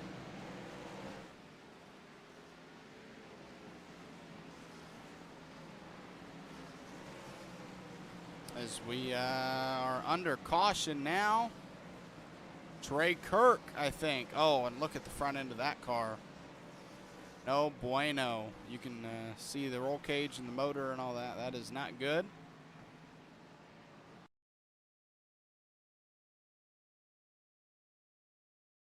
And, well, I just saw why. That front end is missing, and you guys are about to see that as well. Oh, wow. Tagged a little bit by their drivers, but nothing big. But we take a different look at this car. Well, there you go. Tough race for Trey Kirk. He was up front early, and, well, he's been put in the back of the pack or middle of the field, and it's just gone south ever since. Tough race for our, 2 weeks ago winner. And we had a wreck behind it between the 3 and the 55. The 3 goes to check up coming into the turn, and the 55 did not get the memo. Speaking of didn't get the memo, I don't think Cody Pannell got the memo that there was a lucky dog coming around, as that's Samuel Roberts getting his lap back.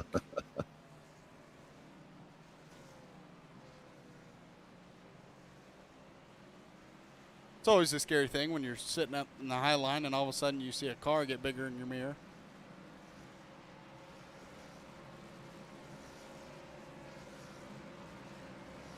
And, well, when we go back racing, it's going to be around 100 laps to go, or a little bit less than 100 to go.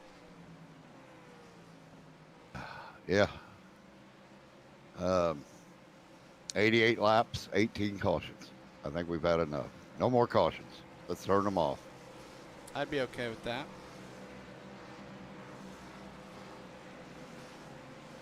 I don't think you can do it on iRacing, but if you could, I'd flip that switch. Yeah, usually at tracks like this, you might see them have no cautions, and then it's at full discretion of the race control. So if you do get a single spin where they don't hit a wall, then they won't necessarily throw it. Yeah.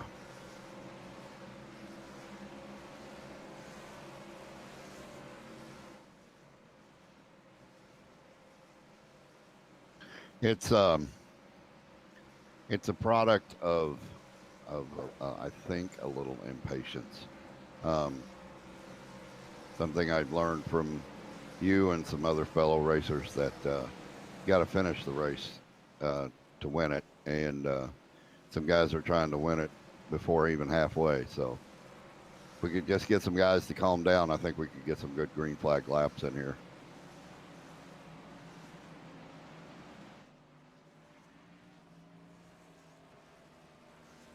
Absolutely, as we're single filed out, and we're going to stay that way as the lights are off in the pace truck. And, yep, we're going to go racing with 99 laps to go. All right, time to go get her, boys. Let's do 99 green flag laps right here.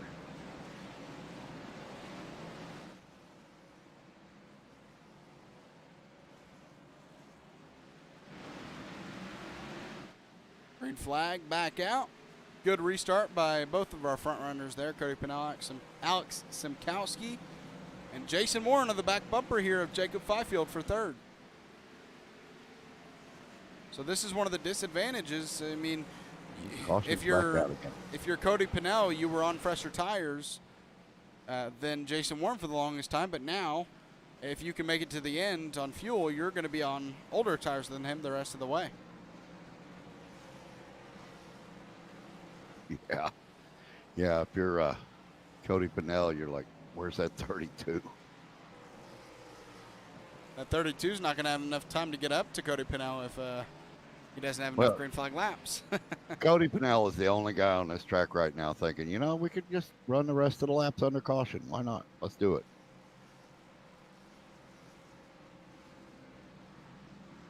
He might be he's the only person in the server that thinks that, because I know I don't want that.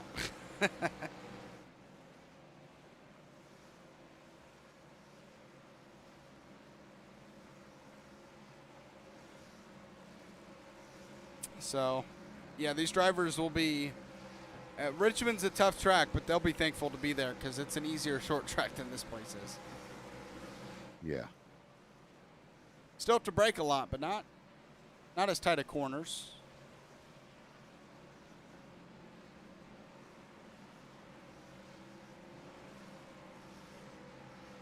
As well, Cody Pannell should have just at this point stick to the inside line, because it's another lucky dog, Michael Swink, getting his lap back. Another person sneaking up behind him like, hey, I'm the lucky dog, please let me by.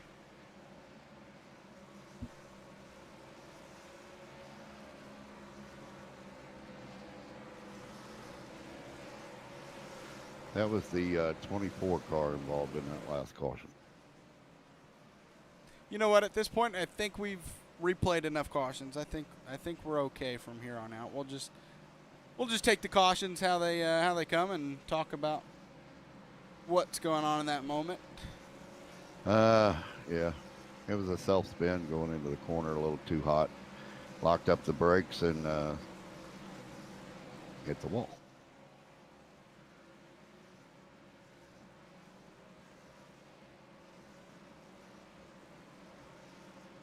Well, if you took the over-under on cautions at 20 and you took the under, you're about to lose.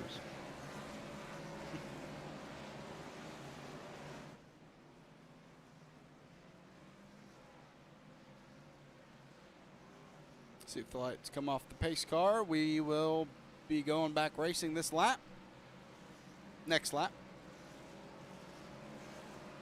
Cody Pannell, still your race leader, took over after stage 2 when Jason Warren had to pit, along with others behind him. And, well, I'm looking, and Donald Ray, I believe he was a part of a wreck, so never mind. But not a lot of cars that pit with him that are still with him, Jason Warren. Yeah.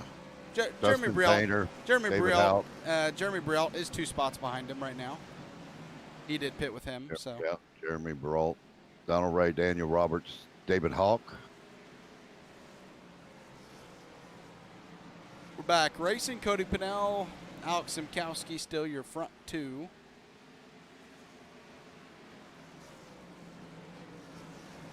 And pretty single filed out. We got Daniel Roberts here in 11th. He's still trying to battle back from that wreck very early in the race that sent him to the back of the field. Oh, we got a self-spinner down in the corner, and he gets going again. Oh, no. Yikes. And everybody gets it going again. Oh, that is just a parking lot on the backstretch that almost happened.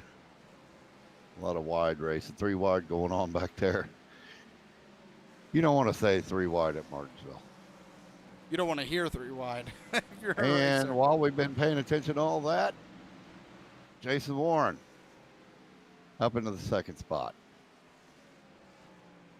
Yes, I mean, he's had some green flag laps to make passes, and he finally has. Alex Simkowski, he was 2nd. He's fallen back 3 spots now, or 2 spots, and we're wrecking again. And these guys up front, the top 4, besides Jason Warren, they're on 95 lap old tires.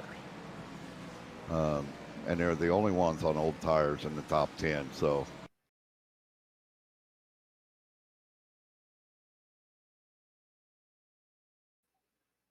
oh, you found it. Maybe. No, I didn't. I'm not going to worry about it either. It's whatever. A wreck happened. We know that. Yeah, somebody spun, hit the wall. Attach whatever number you want to it.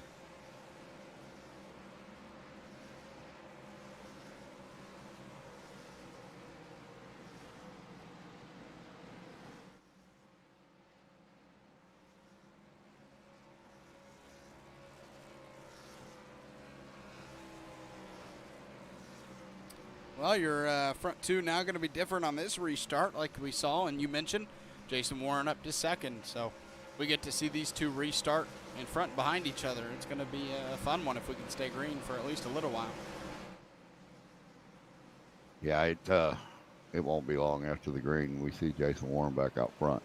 I do not see Cody Pannell as good as a racer as he is, and I'm not taking anything away from Cody. Them old tires is not going to hold Jason off for long.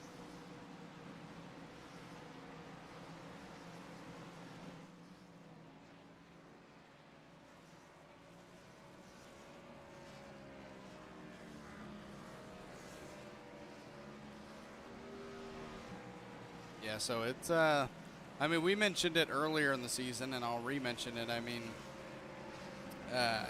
it's just a tough second half of the schedule. I mean, Kansas, I don't find it that tough. So outside of Kansas, you have Bristol Dirt, Martinsville, Richmond, Talladega, and Darlington. That is just not an easy second half. No, it's not. Probably out of all that, Richmond's probably the easiest. And that's not saying a lot. Yeah, I mean, in different ways, I guess you could say. Yeah. Talladega is easy in terms of going around the track, but going around the track with other, 20 other cars or so, now that's tough in its own way. So. Yeah. Yeah. And Darlington is just, well, not a track that many people like to go to. Darlington is Darlington. Believe it or not, I've still yet to race at Darlington, so I guess I'm one of the lucky ones.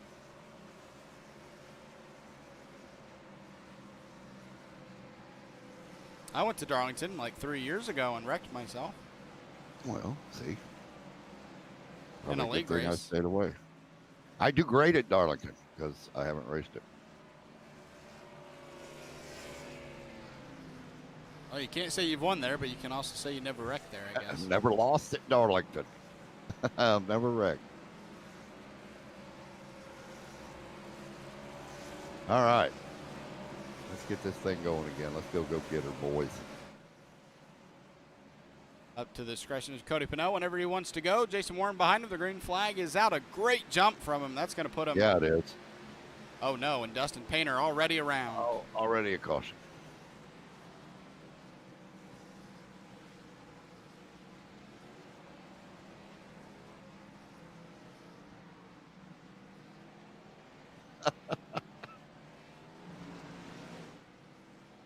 So, do we have a problem with what just happened? Yeah, we're having that problem with iRacing not completing a lap. So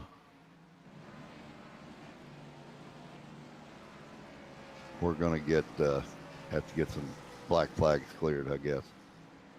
Yeah, I think it's for passing the pace car you get, so. Yeah. A lot of guys on my board turning red.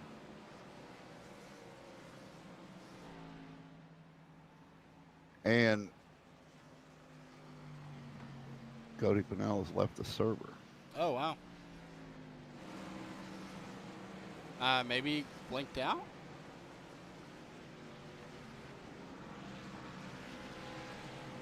I mean, blinked out, internet went out, whatever. I mean, Well, it says he manually disconnected, so the only thing I doubt very seriously he left, so that has to be an internet issue, I would believe.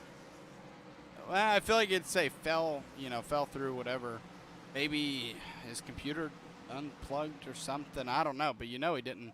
He didn't just take his mouse and go close out iRacing while he was in his car. Yeah, that has to be a computer problem there.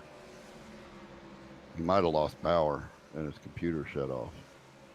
Because if he'd have lost internet, that, like you said, it would have been it would have marked it that way. But I believe he lost his computer.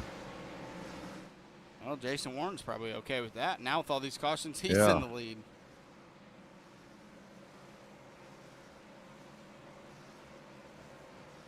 Boy, it's been a weird night.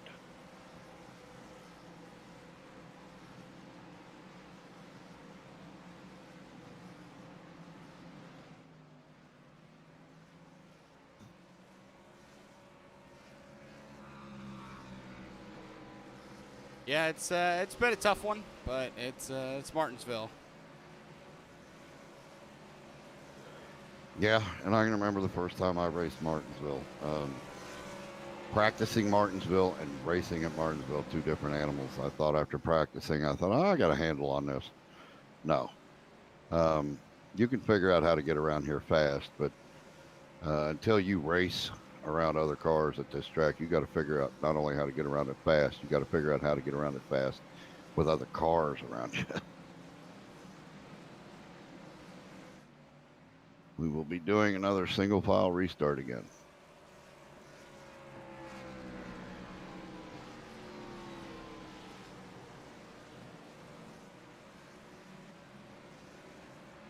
Jason Warren now leading the way as the leader once again. Been a minute since we've said that, but he is back and good on fuel this time. And he is off. Behind him, Jacob Fifield, our biggest mover in the field, with him staying out. He's up 23 spots, started this one in 25th.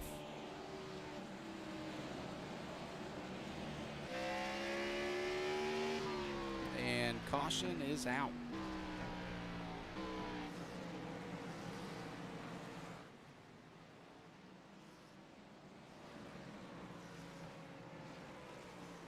Not sure who it was,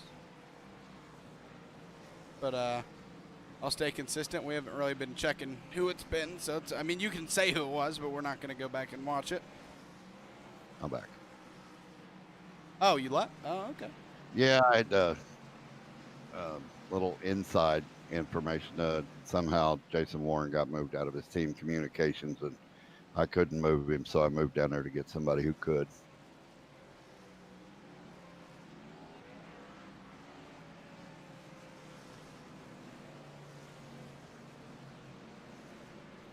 And sorry about that. I was paying attention to it. I didn't realize, hey, we got a caution.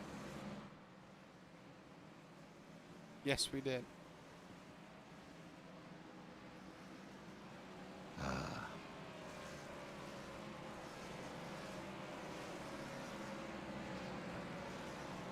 I picked a bad night to not bring a drink in here with me. We'll go get a drink. No, I have to work in the morning, so. Ladies and gentlemen, broadcasting here is fun. It's just a tough night tonight here at Martinsville. We hope you're still watching.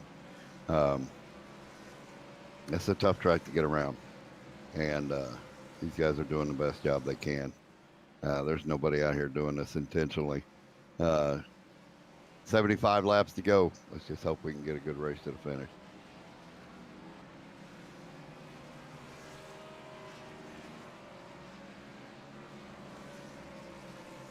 So the pace truck must have heard me earlier. Now they picked up 2 lap cars.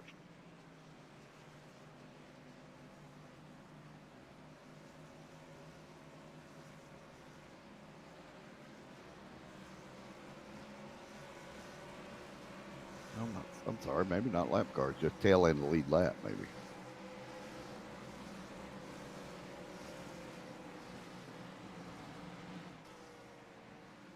Yeah, their tail end. They'll get that wave around with the 1 to go under caution.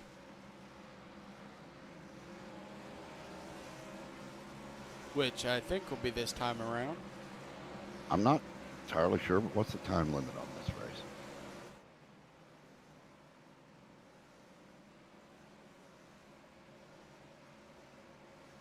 We got enough time. 3.5 hours, I think. 3 hours and 20 minutes. Oh, let's hope. And we are an hour and 41 minutes in, so yeah, we'll get to the end before we get there.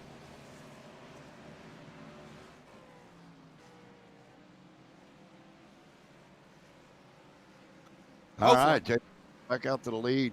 Got two cars behind him with 111 lap tires. Sorry, what was the O? No, I said hopefully. Oh, hopefully. And we are back to racing. Lap 179 here. As still green through this lap as everybody single filed out, obviously with the single file restarts. Alex Simkowski, Jacob Fifield, some of the drivers who stayed out and still out there. Jeremy Brielt right behind him in the 74.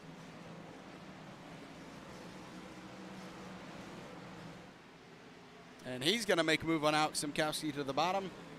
Not going to be able to make the move, but he showed himself. But Simkowski said, nope, this spot is still mine. We got Steven Dalton running in the 8th spot, who pit 20 laps after Jason Warren did. So he might be looking to make a few moves up through the field. Maybe we can see him get up the top 5 shortly.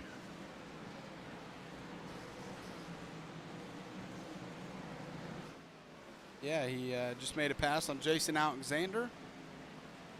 And, well, Jeremy Brielt made, while we were gone, both of those passes on Alex Simkowski and Jacob Fifield. So yeah, he's in second. 1.8 seconds behind Jason Warren, but he is in the second position. And we're going to see if he has anything for that 32 machine. The tough thing here is late in the race, you got them old tires, and now you're starting to feel it. If you get another, I said if you get another caution, here it is.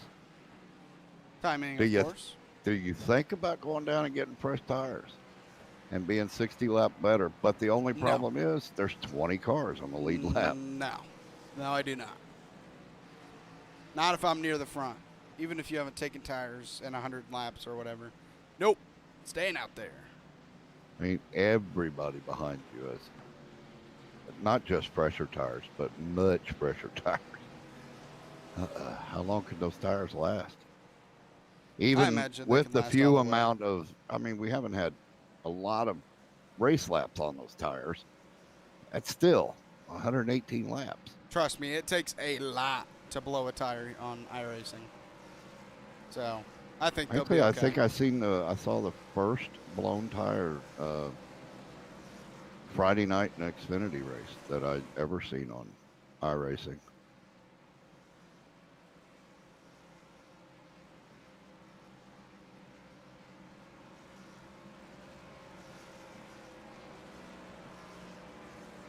I say we end the race lap 200. Let's make them race another 10, 12 laps, race to the end of lap 200, and then end it. Okay.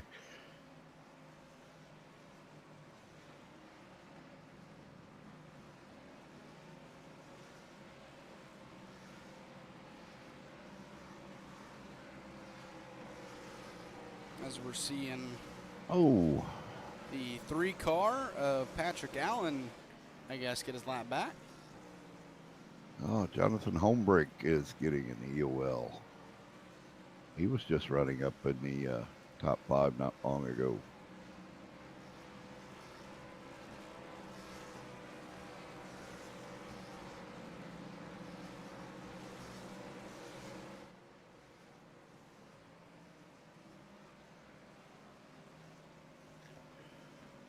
Well, we did have some takers on that but they're in the back. Tom Sears, Terry Gabbert, the 19-4. Jonathan Homebrink decided to come down and get some fresh tires. Still on the lead lap. I don't know. See if they can do anything with them. Yeah, I mean, if you're still in the middle of the back end of the pack, we started this race out 10 sets of tires extra, so I mean, you might as well, right? Just try to do something different if you're already in the back. And if you're a part of a wreck that caused a caution, well, still, you might as well go get tires. Mm-hmm. It can't hurt you. And I'm looking at David Houck, 25 laps since he last pit. If we could squeeze out some green flag, that might be advantageous to him to be able to move up a little bit.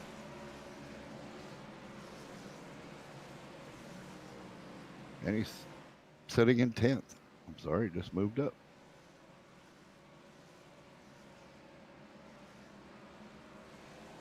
And we are set to go back. Racing here. Still your leader, Jason Warren.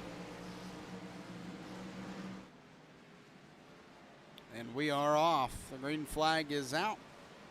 Jason Warren, Jeremy Brielt, Jacob Fifield, your top three. Jacob and Caution. Alex doing a nice job at holding their top 5 position, and another caution is out. Yeah.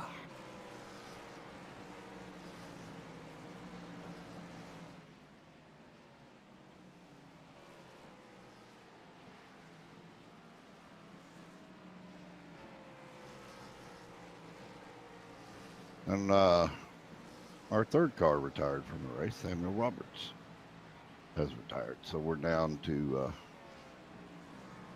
22 cars left in the race.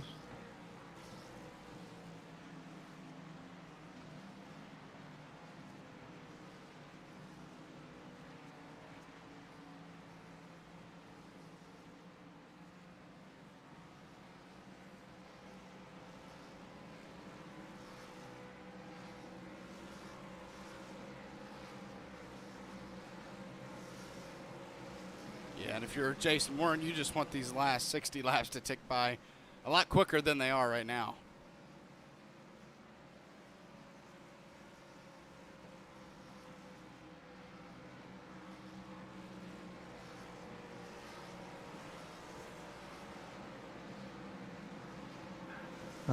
Just had a driver ask race control how long it was until sunrise.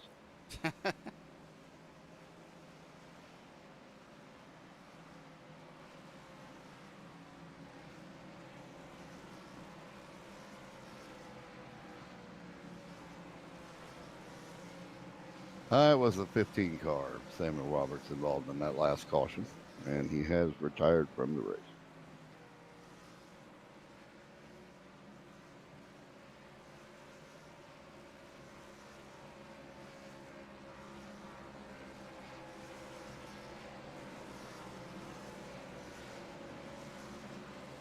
So if the over-under was 30 and you took the over, which you were crazy if you did. you were crazy if you did. You probably got great odds. And you're sitting there now and you're the only one going, okay, 6 more. Let's go. 6 more.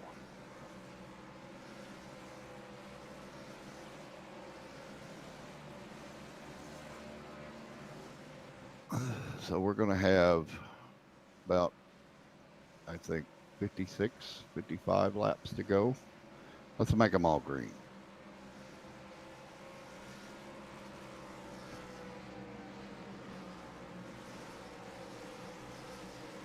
See if we can't make that happen here.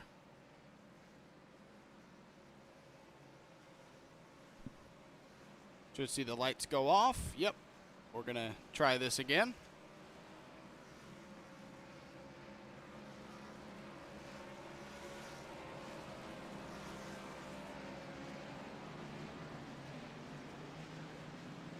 Oh, why is the pace truck still out there? Because, what do you mean? Changed his mind. I thought he was leaving. That was the front stretch. Unless you're not live. No, I'm live. I think Jason Warren just thought he was leaving too.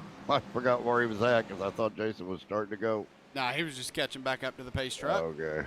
We're back racing with 55 laps to go here at Martinsville Speedway.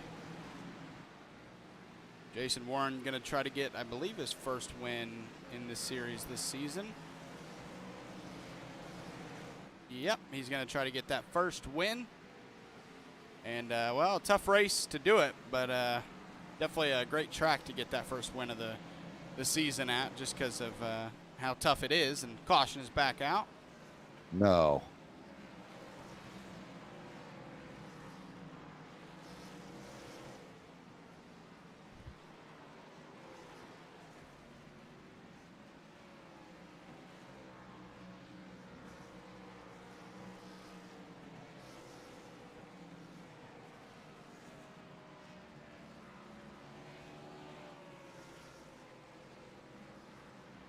Well, at least we can find some amusement out of it. I think Jason Warren has said this way too many times because he said it really slow, pace car on the backstretch.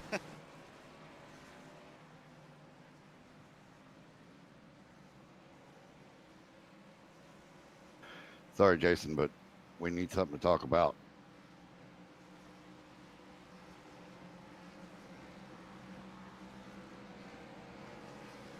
The 4, the 20, the 12, and the 37 on pit road.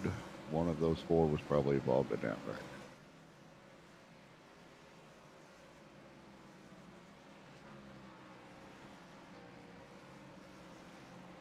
I'm going to go with the 4 because he has retired from the race.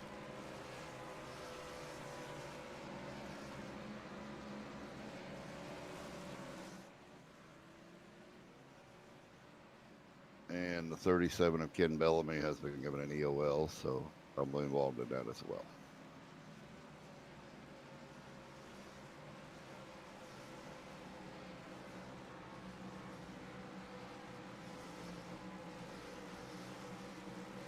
Jason Warren gonna lead this group to this 200th lap and bring us to 50 laps to go.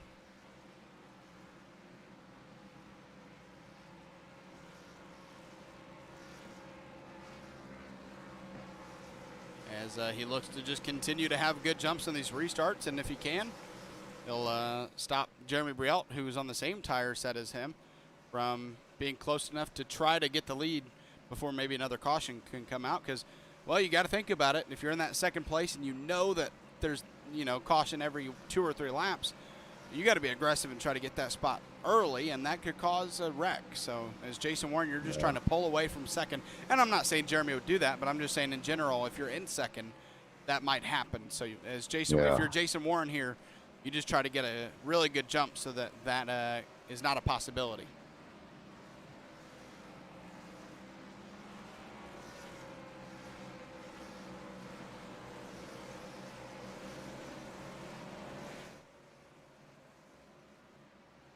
Yeah, I think I said it earlier. You got to get some laps in to try to figure out a way to get around the car. And the way the cautions have been falling, it's going to be real tempting to overdrive turn 1, trying to get inside of that leader, if you can stay with him.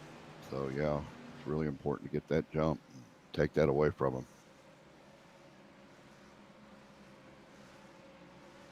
See if he's able to do it here with single file restarts. It's even harder to do so, but see if he's able to pull it off, because the lead is really important at this point of the race with these cautions.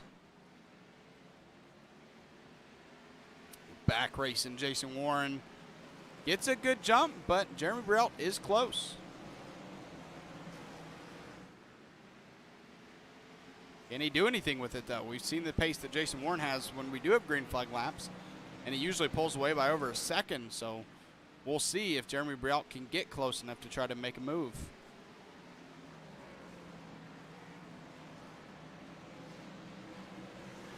I don't know. Maybe I have a different mindset if I'm Brielt. I just want to stay close to Jason and get this thing towards the end. And while we're getting to the end, and we have another caution, while we're getting to the end, hope Jason can make a mistake. If not, save my tires for some last lap racing action. just trying to get to that last lap. Yeah, well, we're under 50 laps to go now. It's going to be under 45 with these caution laps.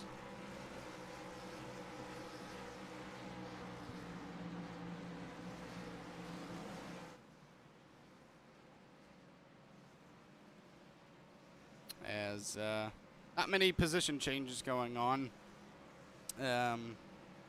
last stage or so.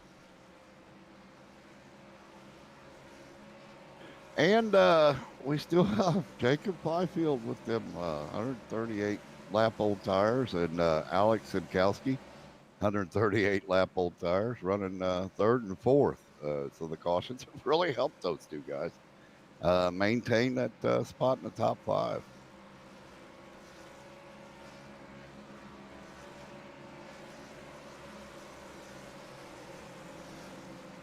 And David Houck with the freshest tires in the top 10, 43 laps old, moved up to 9th, so he managed to gain a position.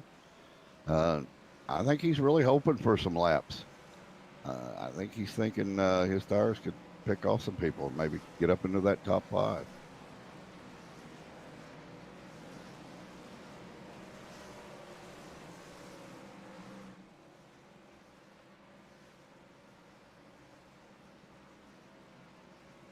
Yep, we're down to 45 to go now. Closer to the 40 mark when we go back racing.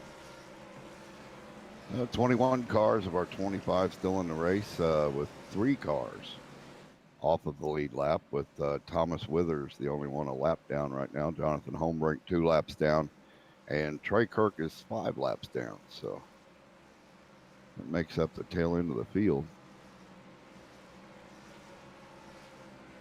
18 cars still running on the lead lap with 44 to go at Martinsville.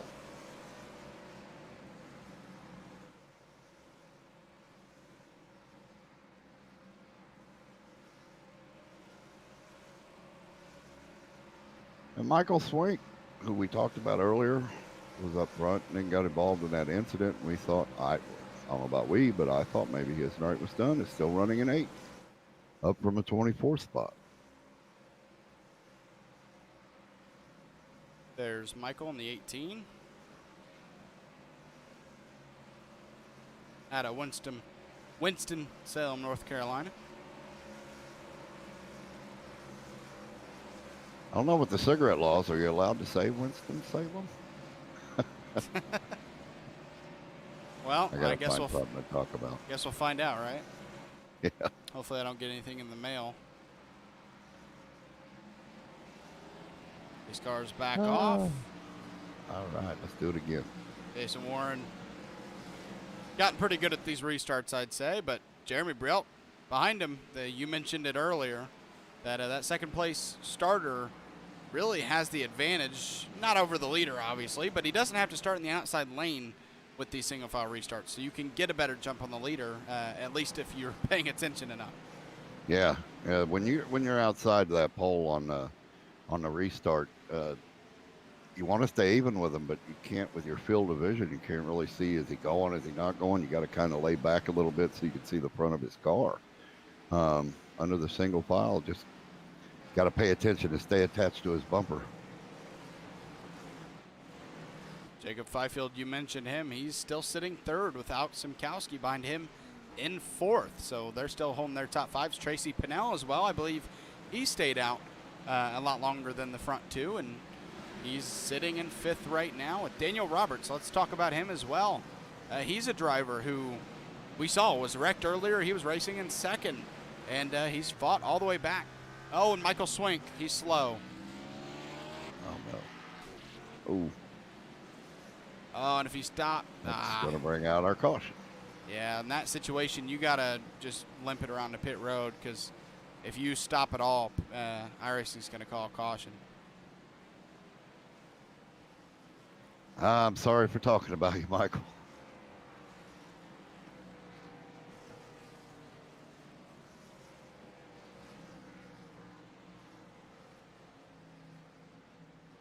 Well, yeah, talking about Daniel Roberts, who was running in 2nd for and running really strong with Jason Warren, got involved in that accident, moved to the back of the field. Making a great run back up to front. Huh? He's missing the front of his car. Is he? Yes. Holy cow. That's something you can do here. Yeah. Not many other places you can do that. Bristol Dirt, where we were 2 weeks ago, you could do that. Yeah, as long as you haven't damaged that radiator. Not many parts on that sheet metal up front are very important here. Maybe if you want to bumper on somebody, maybe. But Yeah. You got to make the front end of your car a little sensitive.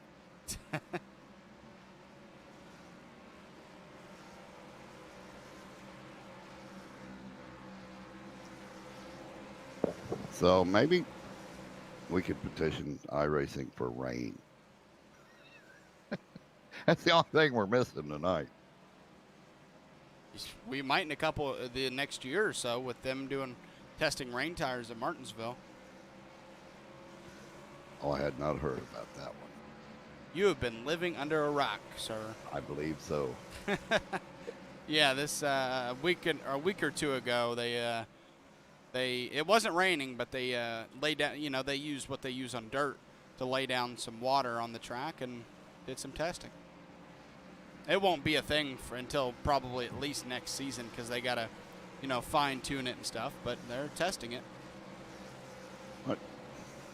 I've heard a lot of people say this is basically a road course with Yeah. two turns. I mean, basically, you're using just as much brake here as you will at any road course you go to. It's a flat racetrack, so you don't have that problem with the banking, and yeah, it's just that the amount of brake you use here is what really relates it to a road course. I think the only thing I would be concerned about, and maybe the track will address it, would be drainage. I mean, we saw at Charlotte they did the high banks there. I mean, they don't have the most banking, but they have banking there, obviously, at Charlotte and on the road course, and maybe that banking helps with some with some of those issues of getting, you don't want huge puddles on the racetrack, obviously. No. But I mean, Rain tires. it is a little bit banked here, though. Not a lot, but it is a little bit.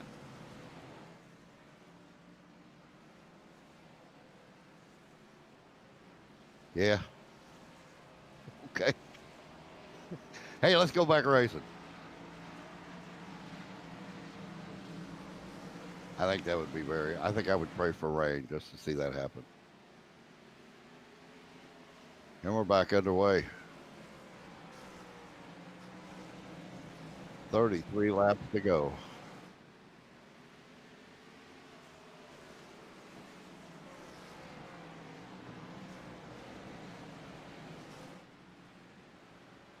I just wonder how many storm sewer drains they have down at the bottoms of those, down there in the grass.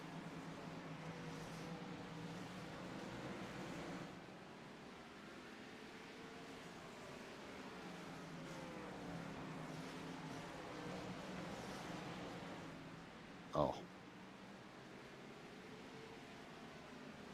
No, we're not. No, we're not. I was kind of hoping maybe we'd take the, take the opposite track. We were talking about the race and then the caution would come out. Maybe if we just let it go, it would go green the rest of the way.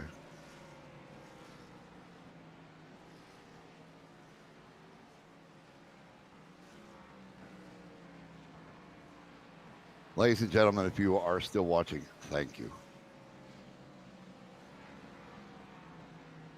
What's that?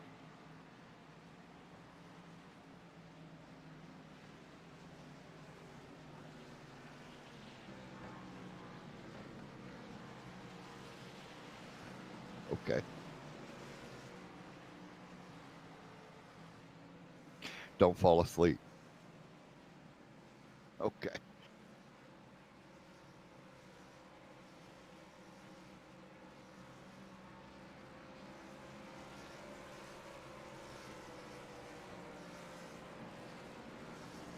Okay, that was a good idea.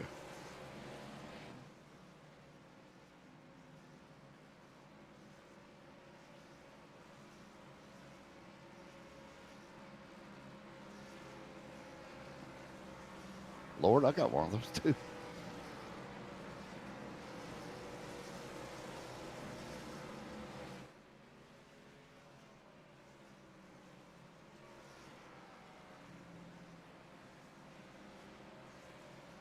So 20 cars left in the race with 2 cars a lap down or more, with Jonathan Holmbrink 1 lap down and Trey Kirk 5 laps down. And it might be a quirk, but I'm showing Ryan Pannell a lap down, but 2 cars behind him that are not. So we'll figure that one out. Okay.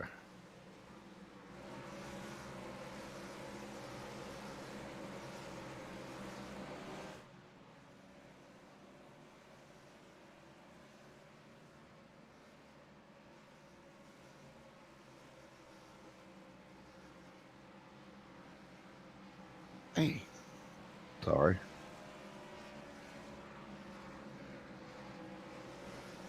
I believe it is Richmond International Speedway, Raceway, Richmond Raceway. So we had David Houck and Thomas Withers involved in that last incident.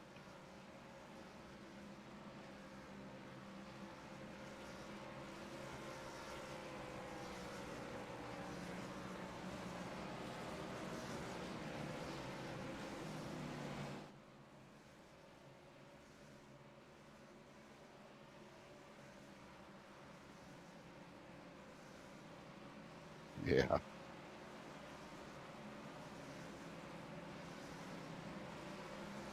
Drivers will have to drive home that day, so don't mind us that. Don't mind us that broadcast. I have a 10-hour drive home from Talladega that day. So, well, actually, I have a driver. So only maybe half of it. Yeah, because your brother-in-law will be driving some of that. So. All right, 25 laps to go, and we go back racing. Jason Warren is off. Racing Jason. That's what Magic Mike calls him. I just accidentally said it, but Racing Jason is off, and he's trying to race that car to a victory. 25 laps away from that. If he can hold on, Jeremy Brielt trying to make that not happen. He wants to put that 74 machine in victory lane, and the caution is out. Shout out to Magic Mike if you're watching. If you're still awake, Mike. Hey, we're thinking about you, buddy.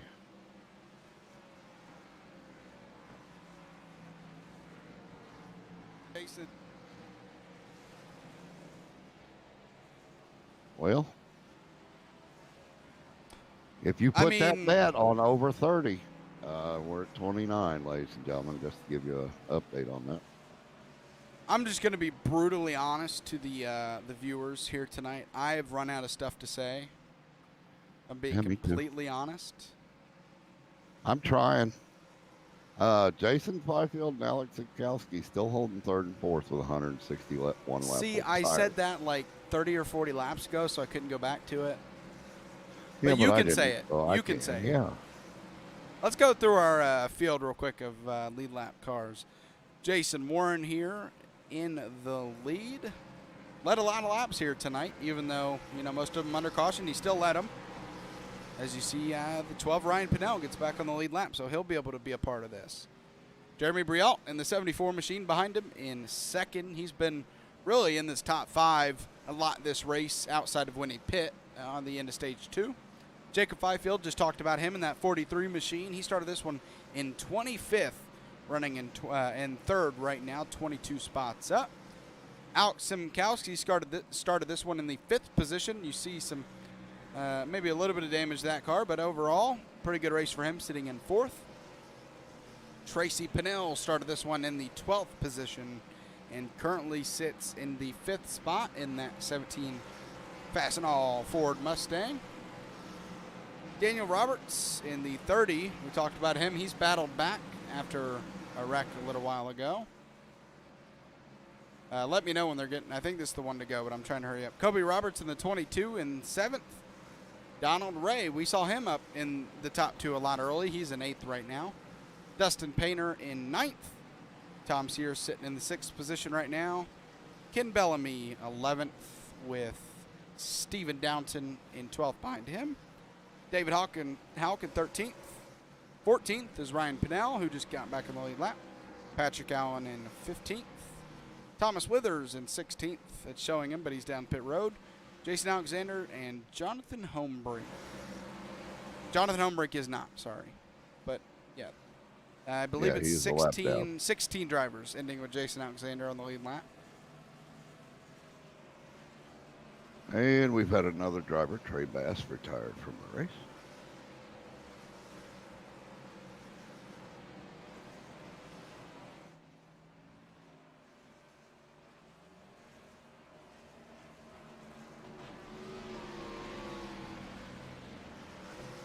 And we're getting ready to go back racing. Going to be 19 laps to go. There's Jason Warren trying to lock this thing up. And, well, all it'll really take is a good jump and stay out ahead of Jeremy Brielle. Don't give him a chance, like I said earlier, to even get to your back bumper. Oh, and a little bit of an early start for Jacob Fifield. That not going to cost him third, though. Alex Simkowski, instead of going to his inside, just checked up with him. Side by side right now, the 22, Kobe Roberts, the 30, Daniel Roberts. Going, contact with the 17, he has to lock him up, but they don't wreck as of now, but that's going to cost Daniel Roberts maybe a top 10 if Tom Sears in the 19 is able to take advantage behind them. Yeah, he's stuck on the outside now. now. And wrecking behind him, Stephen Downton. Nope, not Stephen Downton, Ken Bellamy, sorry.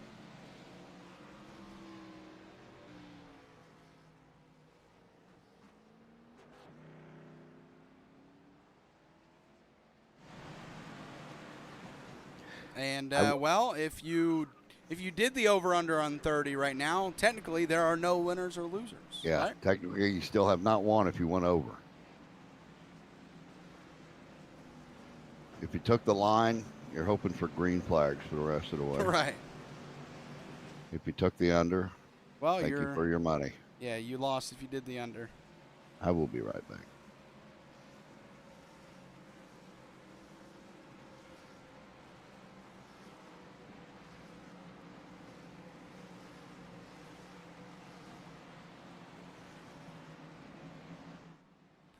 Again, if you took the over on 30, you're crazy. I know it's Martinsville, but man.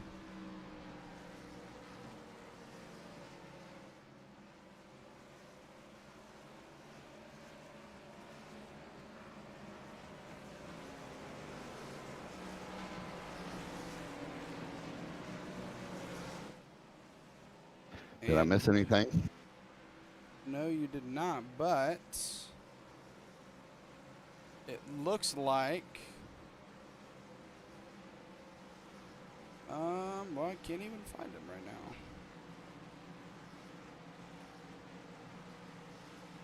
Yeah, I think maybe Daniel Roberts is a part of that, right? Because he's back to 16th.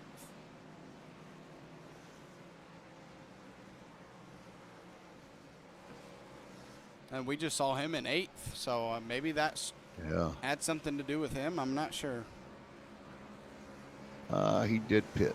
Oh, he pit. Right, we were on him. We were on him when that wreck happened behind him, so he just pit. Yeah.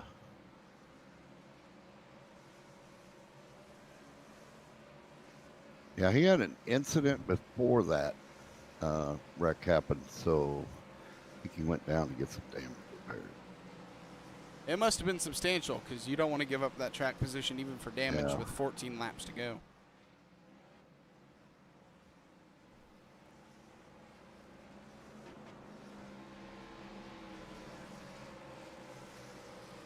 Yeah, I can't see giving up all that for just fresh tires.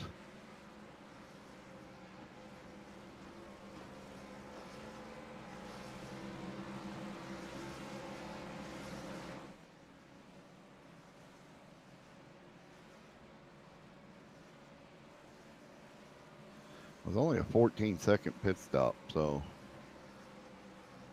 you know.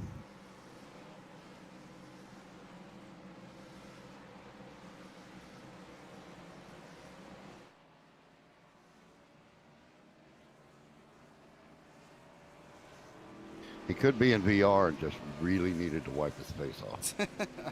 That'd probably be me. I think I'd find a way to do it on track. I actually considered doing this race call in the VR tonight. Thankful I didn't. Good call. Green flag back out. 12 laps to go here at Martinsville Speedway. Jason Warren, good jump for him. And good jump from everybody up here.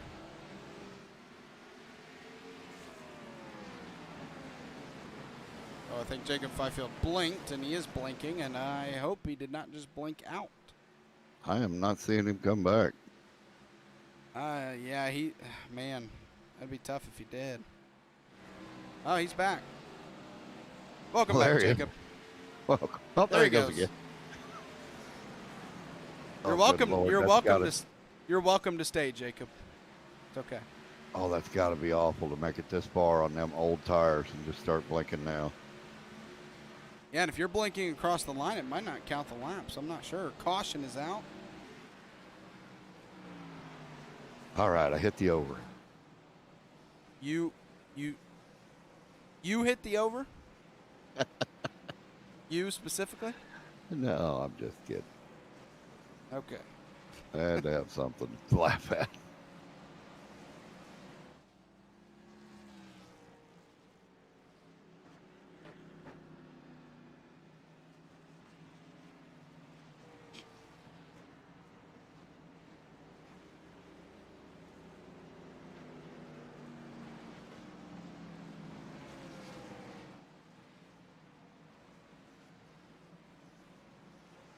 Okay.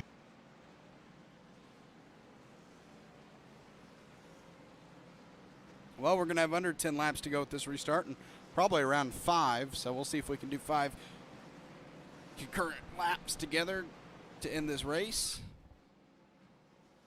Because I don't think these boys need to do more than 250 laps.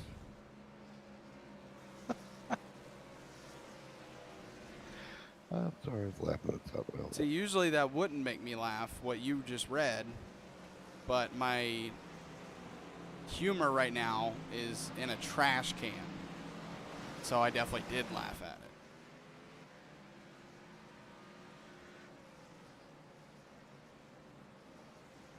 Oh, I'm sorry, what was that? Nothing. I fell asleep for a moment.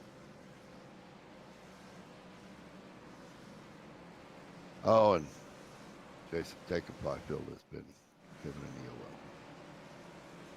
Yeah, see that I've seen this happen before where they actually parked him instead of giving him a MEOL, but I don't know, man. When you have 10 laps to go in a 250 lap race, I don't know about a black flag. That's a tough break. Even when he's if he's blinking in the first half of the race, even second half, you know. But with 10 to go, I'm not sure about that, but I'm not race control. Well, that puts Alex Zinkowski with 177 laps since he last pit. And we was talking about, we were doubting you could make 180 earlier, weren't we? Well, I He's also gonna didn't make- he's expect gonna this pass to that up. happen. I didn't expect this to happen, okay? No. Hey, one of my way out there thoughts actually kind of worked out. That's a first, ladies and gentlemen.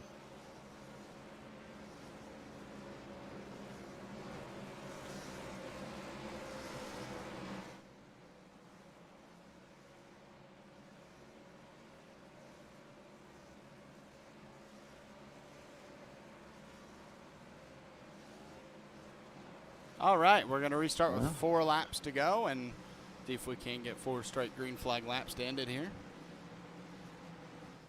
Well, we might as well have a green light checker. We've had everything else. I'm okay. I think I saw a bird down there on the track. Is that why somebody headbutt a bird in the general shot? Must have been.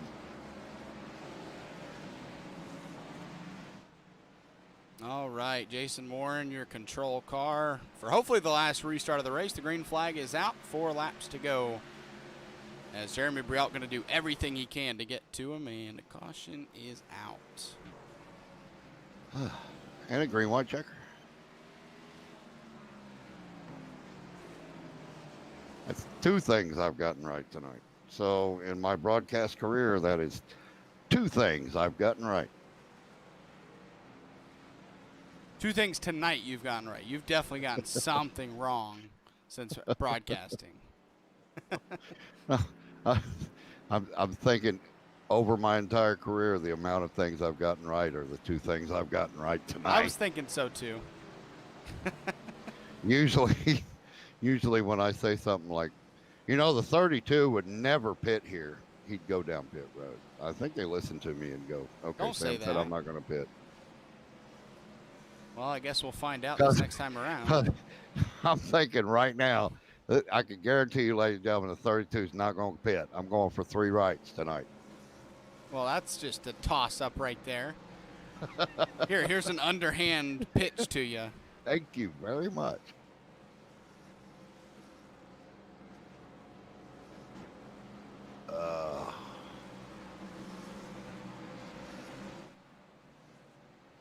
Well, gotta give it to Alex Zimkowski on them 182 laps. That is awesome.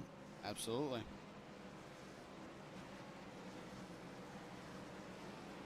I understand that by the time we get going, 160 of those, 160 laps of caution by the time we get going green, I believe, 32 of them.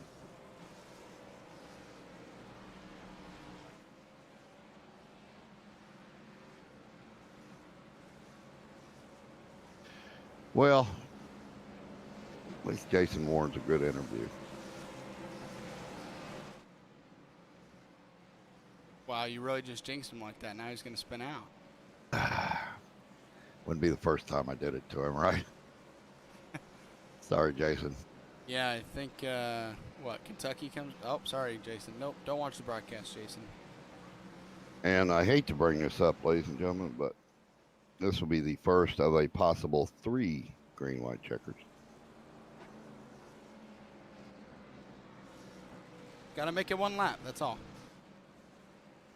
Just got to make it 1 lap. Then you can bring out a caution. That's okay. I'm inside of Jason Warren's brain right now. He's just like, white flag, white flag, white flag. Just Jason Warren's brain? I can only do one at a time. Well, good. Maybe that's my brain. I don't know. I think you'd hear 20-plus brains right now at the same time going, white flag, please, white flag, please. 1 to go. I think Jeremy Brialt, even if he doesn't win this race, is okay with the white flag at this point.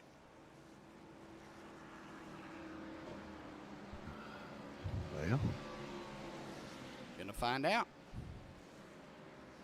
I'm not taking anything away from Jeremy, but this is...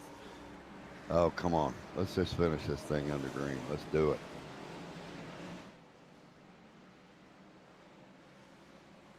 Green flag is out for this green-white checkered.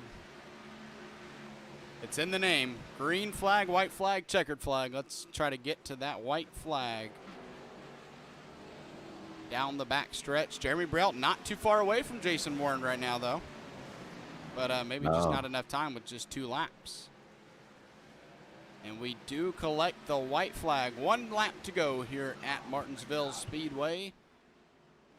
Jeremy Brialt trying to do everything he can to try to collect this win, but he'll take a second, honestly, at this point, in my opinion. And I think they're wrecking on the backstretch, but it doesn't matter. Jason Warren out of turn 4.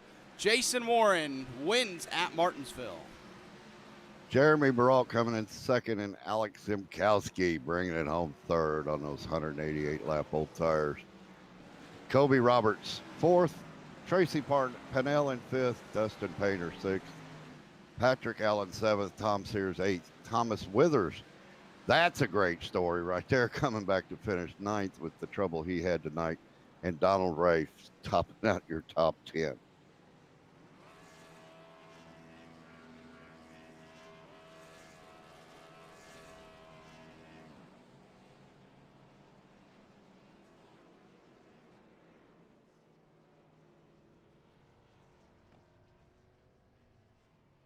All right, we got Jason in here. Jason, this is Zach and Sam in the booth. You got a copy?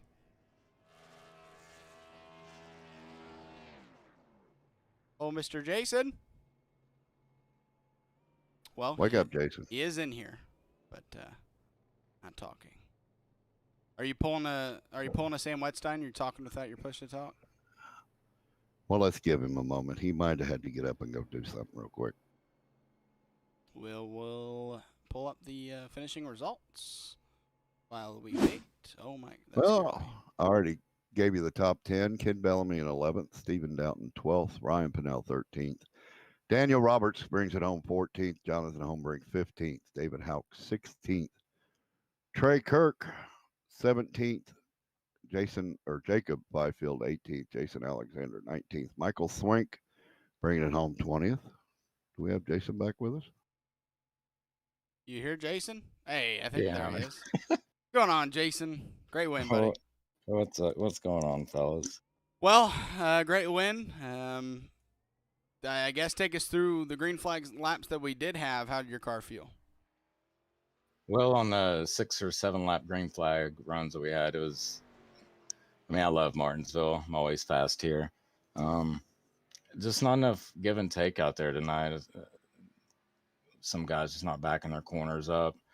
I wouldn't really call it a respect thing. I think it's just, just no give and take. Just too much dive bombing, corner bombing, whatever you want to call it. A little frustrating, but, I'll take a win. Yeah, I was saying to Zach earlier that maybe, practicing on this track is one thing, getting fast, and figuring out your corners is one thing. But until you race with other cars, approaching those corners is a little different when somebody else is going a little slower into the corner than you are, and you end up running into them. And you got to have patience, and you got to run around a guy for a while. The one time you did get to race with some people, getting back there on after the second stretch where you went back and took tires and had to race your way up through the field. How was that?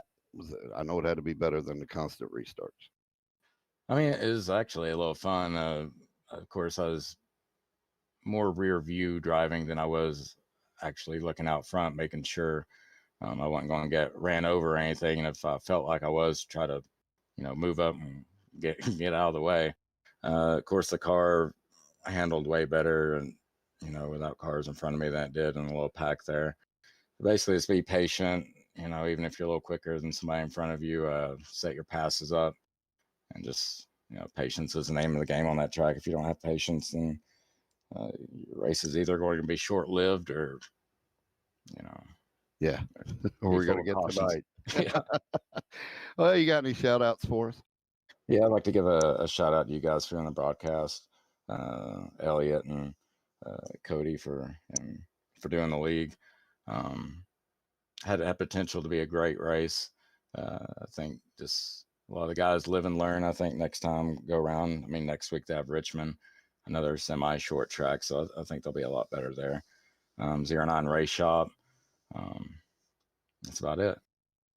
Well, we knew you were going to have fun at this track tonight. We knew you loved it, and I'm sure these guys will learn and come back. There's still a lot of good drivers in this league tonight. It was just, I think, an aberration, but good race for you. A good way to bring home your first win of the season, and I'm sure we'll talk to you again.